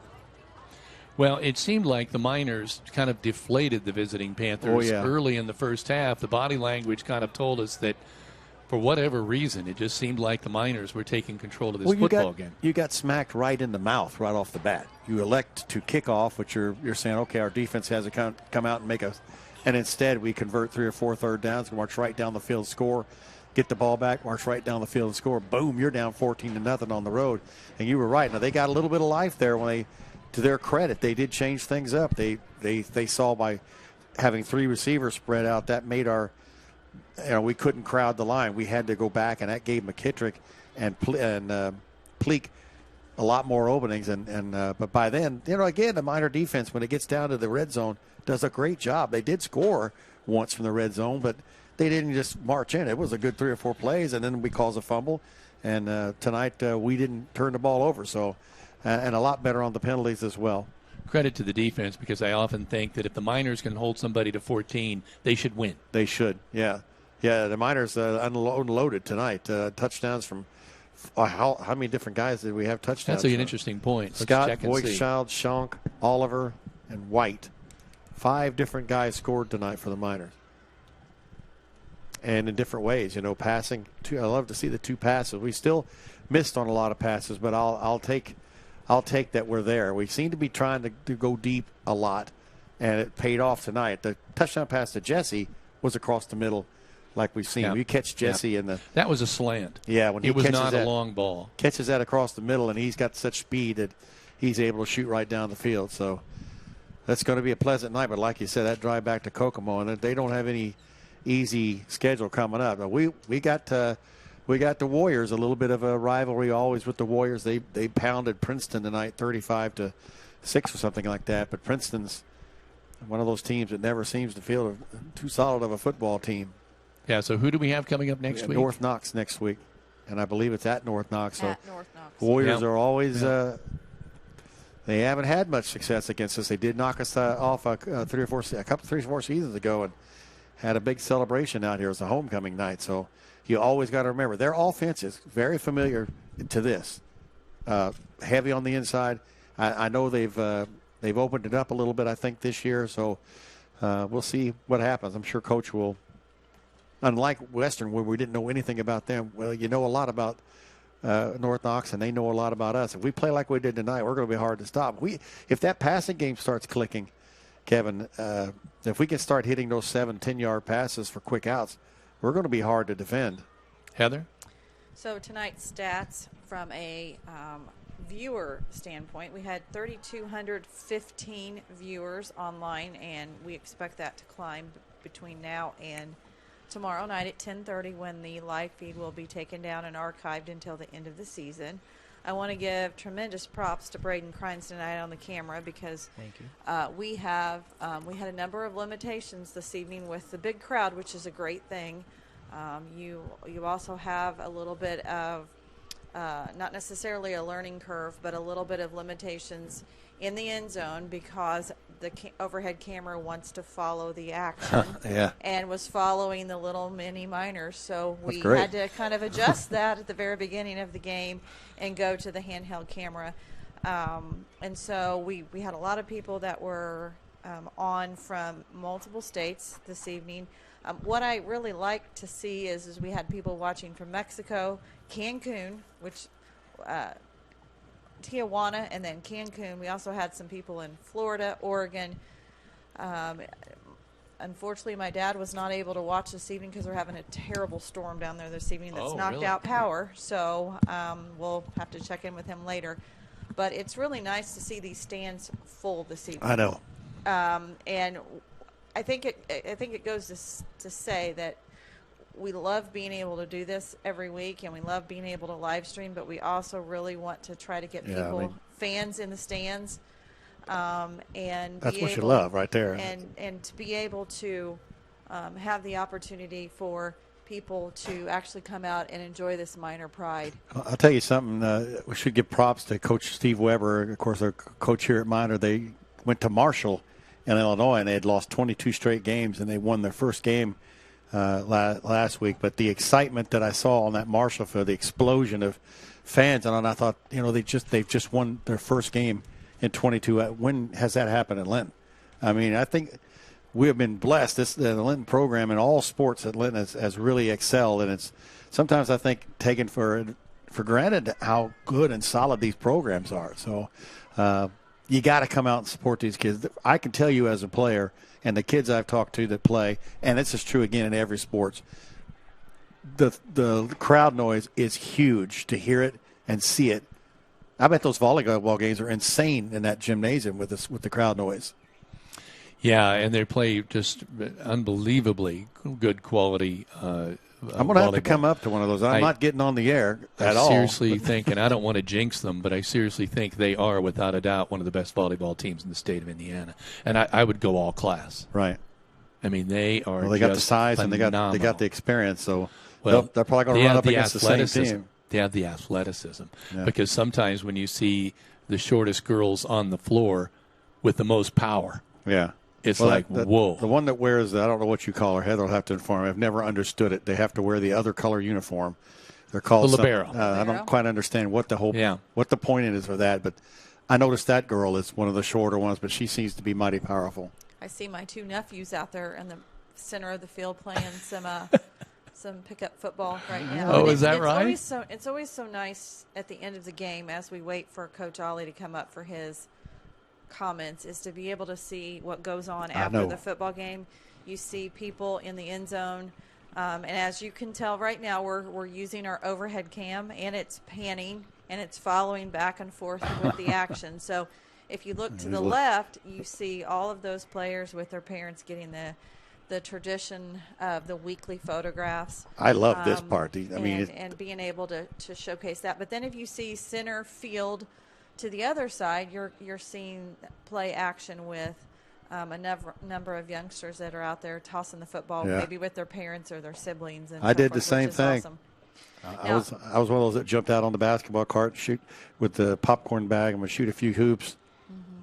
Well, and I also know too, one thing that I wanted to mention this evening as well is we really would love for people to be able to share your pictures of the mini minors from this evening. And scrolling through social media tonight, I saw where a lot of families were getting ready for tonight, and they were taking their pictures in their T-shirts and their hair all done with their cheer bows, and we love the opportunity to be able to showcase those if you would like to send them to us. And we're going to have a post on our Facebook page actually where, and I think it's actually already up, where you can send us your pictures, text us, put them through the inbox and so forth, and then on Sunday nights we're going to do a recap in This Week in Pictures. So, do you sleep at all, Heather? That's my question. I mean, is there any time you actually? Not much, and I think what we're finding out today, we were at both minor broadcasting club lunches. We participated with the Bring Change to Mind Club mental health walk. We were there for probably about 45 minutes to an hour with our assistant Braden Crynes. Went back home, and I spent the next 4 hours working on some graphics for this evening. And tonight when we get home, it'll be, okay, what are we going to look forward to for Tuesday night's volleyball matchup? But we have a lot of special interviews that we actually conducted this week at the school that we're in the process of getting ready so we can get those up on the air and showcase some of the students in the school that are not athletes. But we also have, today we scheduled some really cool things, Kevin, that's coming up here the first week of October in some of the chemistry classes at school. So we're pretty excited about that as well. Yeah, there's always a lot of things going on here in this school, as we're finding out. And it's just a matter of what you can all get to. But the more students we have joining us in with our Rader Media Broadcasting Club, and the more reporters we have taking pictures for us and helping us out a little bit, which is good. We're waiting now for Coach Oliver. We can talk about our sectional because we're getting down. Go ahead. When we start taking a look at that. Our sectional, of course, is a new one from last year that different teams we haven't played. Cascade, the Cadets are 3-2 and have put up some big points, 68 and 63, and wins over Edgewood and Cloverdale. Their losses have come to Triton Central and Beech Grove and Lutheran. Tonight they played North Putnam, so they got a pretty tough schedule. But I think they've got quite the offense. They got to the game against Sullivan. They lost one of their main players. Greencastle also is 3-2. They've won 3 in a row over Sullivan, South Putnam, and West Vigo. South Putnam hadn't lost a game until then. 51-49 was that score. They will probably move to 4-2 playing Brown County tonight. The Miners now sit at 4-1. North Knox is at 3-2. Actually, they're going to be at 4-2. They beat Princeton tonight. But they probably haven't faced. They gave Boonville a good battle, 14-0 in that contest, and they got a win over Eastern Green, 25-20. And Eastern Green since then has been on fire. North Putnam is 1-4, but again, their losses have come to some pretty tough teams. South Vermilion, who we faced in the sectional last year, they are 4-1, probably 5-1 after facing Riverton Park tonight. But really, they have not really played anybody but the Arrows. That's the team that beat them 38-35 in double overtime. Southmont, they're going to have a great year, 4-1. Coach Hannum, that was a game last year that, as Kevin noted, we were way up in the first half and then almost ended up losing that game. They had a tight one with Danville. They were up by 2 points at one point. So they're 4-1. Their lone loss to North Montgomery, 28-14. The Arrows rebounded. They had lost 3 in a row. Hadn't had it in Sullivan in a while. They were beating up on Owen Valley. So they're going to be 3-3. So that, there really isn't a other than maybe North Putnam, there's not anybody on there that you would say is a complete gimme win. I mean, any of these teams, I know Southmont's probably licking at the chops to get back at the Miners. The Arrows want to do that as well. And if I were to pick the ones, it would be Southmont, and it depends on how that draw goes. But yeah, It was an impressive win here tonight, and it's been an impressive run, really. And you think we're 1 point, I guess 2 points away if you want to win, to being undefeated. Yeah. Even though they're not the big impressive scores. But just as easily as you say that, though, we could have lost that Sullivan game, and we could have lost last week's game. I mean, if Boonville puts any of those scores on the board early on from when they get the ball, and it's Sullivan the same scenario. The defense really carried both of those games, and we had the drives we had to have to put those games away.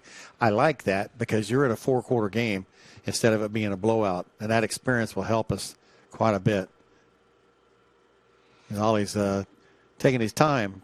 Well, I'm looking for him here, trying to see if I can see where the crowd is kind of huddled up. Well, we always look across the way there to see if he's made his way on that side at all. But they're packing up over there. Yeah. So I want to have to make a point of coming up and sitting in on a volleyball, not the broadcast, just to see it, be part of that excitement. I've watched several of them because I find myself sitting there, and I don't know how far Peyton Smith has gone. Are they still doing the? They're still doing cross country, and I know that this Tuesday that would be a good point to make here is that our next live stream event will be Tuesday against the Sullivan Arrows at Sullivan for volleyball, and then we return home on Wednesday for volleyball against West Vigo. Well, they play quite a bit then, don't they? And then we're at home again on Thursday for the Shakamak at Linton Dig Pink Night, which that's going to be a tremendous game. Then we're obviously back with you on Friday night against North Knox North Knox. At the Warrior Field, the enemy turf. And then the next week, we have some special games that we're going to be covering, and we're not going to be announcing those until we get a little closer to that week. But we have a number of features that are scheduled. As Kevin mentioned, we're going to be doing some things with the chemistry department at Linton, which we're pretty excited about. And, well, when you said you were going to involve the school, and I'd say you've far exceeded what and I think expectations. And I think that's something that is a good reminder. I seen a comment tonight on Facebook about how that they're real excited the fact that there are students that are involved in this, and we're extremely grateful for the fact that there are a number of students from the middle school that are starting to join our broadcast, and we've got some high schoolers. Our clubs are growing, and it's all about teaching them how to use the equipment. Yeah. How to do broadcasts. We have an 8th grade student that has expressed a lot of interest in actually wanting to call games with us. So and he's ready. So we're pretty excited about that.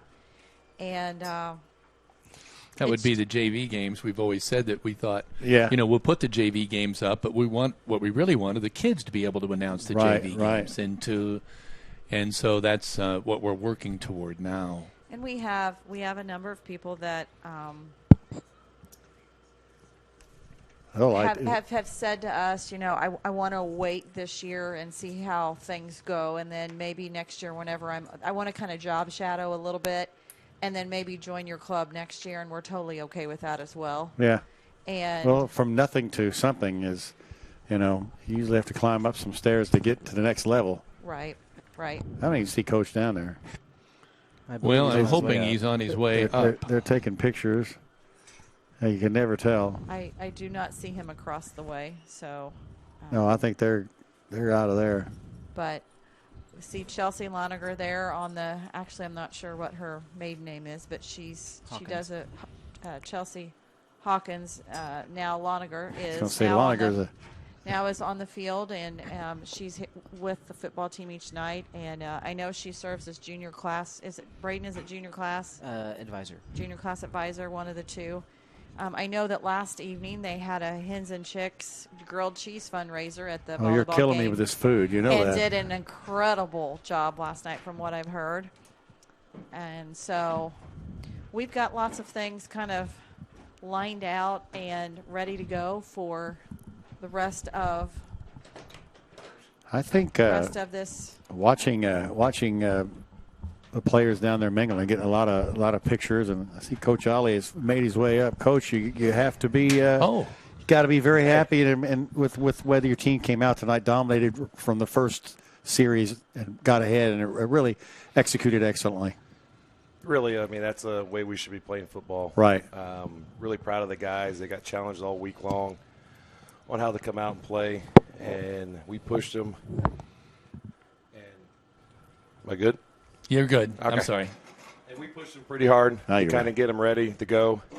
And they accepted the challenge all week and came out and played an exceptional game. First half was about as good as we can get, really. Penalties Second were half, good. I mean, everything was great that first couple of scores from the pass. That had to warm your heart right there. Yeah, I mean, there was a lot of different things we were able to do. They started stacking the box, so we knew we had to throw a little bit, hit Jesse on the jump pass, and that really opened up, slowed their safeties down a little bit more to open up different things. They overload one side, so it opened up our counter. So, yeah, it was a good night of football for us. I'll take this for sure. Coach, I notice, and I would never speak derogatorily about another team in any way, shape, or form, but the body language tonight in the first half, you guys really took the wind out of their sails, I thought. That was actually part of our game plan, knowing they had a 3-hour bus ride down here and getting off a bus. And sorry, I'm watching my guys skip across the field. Yeah, that's the future of minor football. That's the current fun. Those are current exactly, guys. Yeah. They're starting but center. no, that was kind of part of our plan, knowing that they had that long bus ride down here, and they brought regular bus. They didn't take a charter. So when they got off, I mean, they were a little behind the 8 ball a little bit, getting things started. We wanted to come out. We got the ball first and get that lead and take them out of the game pretty quick. And they were sustained drives. They were third down. You converted three third downs, and you just kept rolling down there. I think that's almost worse than Jesse jumping for a 70-yard run. You physically have gone down the field twice. Yeah, and that's the thing. We were able to go down there and establish the run, and then got up 7-0, up 14-0, up 21-0. Then it was like, okay, they changed their game plan a little bit, and they started spreading and throwing us. We knew that, so we were trying to get prepared for that a little bit more. And so, I mean, they got some good dudes. Number 1, 21s, they're great players out there, and they got the ball to them in open space, and they made some plays. But once again, I mean, our kids didn't break, and they overcome anything that they threw at us tonight. The direct snaps and the like, were you prepared for that kind of thing that they threw at you? Mm-hmm. Yeah, I mean, we had films on them, and we knew things that they were going to do. I mean, it really helped us a little bit ready for North Knox a little bit next week. Kind of seeing some of the stuff that they did, and then like Hamilton Heights last week, they threw the ball 19 times. Yeah. And so depending on the situation, they'll either stack it and run like they did there with 21 and number 1, or they will go out there and spread and try to get their guys in some balls in open space. I saw a new wrinkle with a new quarterback tonight for you. Yeah, when did you realize he could throw the ball? Well, we realized last spring. Holy cow. So we really obviously Paul, he's a different type of QB. He's a little taller. He runs the ball a little bit better than the others. Then you have Michael Alberry, he's in the mix. He's just been out for the last couple of weeks, so hopefully get him back next week. He can throw the ball. He's got great aim. And then you got Braden, who's in there too. He can do different things. He can't throw the ball as deep, but he's a good athlete that can make plays. And so we never know when we're going to need someone else. And so we can create different situations and different opportunities for guys to come out and succeed and create some competition. That's one of our biggest keys. And so getting Braylon in there at the right time to get in there and make a play and make a great pass to Paul. And let his athletic ability, because that was man on. I mean, the defense was there. He just made a great play. Yeah. Your quarterback's got 2 touchdown passes receiving. That's got to be an unusual stat as well. It usually is, and you don't typically see that unless it's like a halfback throwback pass, which we don't put in right now. But I mean, we try to get our guys out there and put them in the right spot to be successful, and we always got to create depth and give guys opportunities. You talked about the rushing game. It put up 369 yards unofficially, over 9 yards. Total offense tonight, 459 for a team. You have, I don't know how many years it's been, but Paul had 102, and it's all unofficial. Scott had 105. Jesse had 99. Now, I can find a yard in my stats somewhere. But I would say it was 101. Yeah. I'm just saying. Yeah, so I'll find a way to add a yard in there. But that's got to make you feel good, because if they key on Paul, you've got 2 other weapons. And those guys run the ball hard. I thought Ashton and Christian, they both were in the 30s tonight. So you've got a lot of weapons. Well, you look there, too. The biggest reason why those offensive linemen played probably one of the best games they've had all year long. Yeah. And, I mean, they're the ones that got challenged the most all week by Coach Nick. And those guys came out and played very well and was successful in what they wanted to do. So they came out and they accepted the challenge, and they came out and played exceptional ball. And like you said, I mean, we had 3 backs around 100 yards. Yeah. I mean, the other 2, Kitch and Christian and Ashton, were all got some good yards up to the middle and stuff. Yeah, he had And 39 from Schonk and 28 from White. So I mean, we have to rotate those guys because they start on defense and get them some breaks here and there. But, I mean, that's because our offensive line did an exceptional job in creating those lanes for those dudes who can go out there and make the plays. Early in the game, and we kind of went with Jesse Voigtchild as the player of the game because he kind of gave you that breathing room. Eli Scott, I'm sorry. Eli Scott gave you that breathing room early. And I would have given it to the offensive line as a whole, but I don't think I can give – I mean, they probably deserve it when you can put up that kind of yardage against a stout defense like that. I'm sure we can. But find a way. Eli's 2 big runs, he busted some tackles and ran hard, and that really put us up 14-0 because you got some extra points tonight from Edwin. So yeah, Eddie did a good job. He came out and kicked, and he had the bad snap, bad hold, whatever it was, and that wasn't really his fault. And then we were probably going to kick, but I wanted to go for 2 to solidify to make sure we were going to get her up 35-0 the next time we scored. That's what the consensus was. And so I wanted to make – because, once again, our line was doing such a good job. I have very confident in that, knowing that we can get our 3 yards to get our 2-point conversion. So wanted to do that so we have a little breathing room. And, of course, we go down there and the snap hold combo, whatever that was, didn't work out very well. And we got the clock running and – we was able to breathe a little bit more and relax a little more. You know, Coach, your defense played well, too. The defensive stand down here with the turnover in the last minute. I mean, it just seemed like your defense rose to the occasion. Well, I think the one I would bring up, I mean, Ashton's always tough as nails on the inside, but I thought Corey Andrews coming down from the outside made a lot of plays, and Paul did as well, coming in from defensive ends, because they try to bounce out. You can see him trying to do that, and it seemed like both Paul and Corey and both sophomores made a lot of plays that kept that from – when that didn't happen is when McKittrick got outside and made something happen. Yeah, and that's the thing. I mean, those guys are coming hard off the edge at different times, and they're going to make plays. And you got them, and then you got Christian in the middle and the other guys in the middle that can make plays. So they kind of funnel to each other. And really, I mean, you talk about our defense. I mean, that's always going to be our staple of our program is our defense, and they always set the tone. And when they tried to run the ball early on us, we stopped them and forced the punts, and that was able to get some decent field position and go down and score. So, yeah, I mean, defense played exceptionally well, and they got to continue to keep being disciplined and get ready to play North Knox next week. Well, thanks for coming up, Coach. 4-1 Miners, and, of course, North Knox handled Princeton pretty easy. No, 5-1. Sorry about that. There we go. 5-1. And North Knox, you know, will, they'll be fired up for us as well. Yeah, it'll be another great atmosphere going down there, and what they do there, their offense is get 2 or 3 yards in a cloud of dust every time. We got to be able to stop them and force some punts, and then when we get the ball, drive down and score and put points and try to separate and take them out of their game. But what they do is they run their offense very well, and we just got to be disciplined and make some plays. Congratulations, Coach. Going away. Congratulations, Coach. Thanks for coming up. 49-14 is the final. The Miners win this one going away, and that's about all we can say.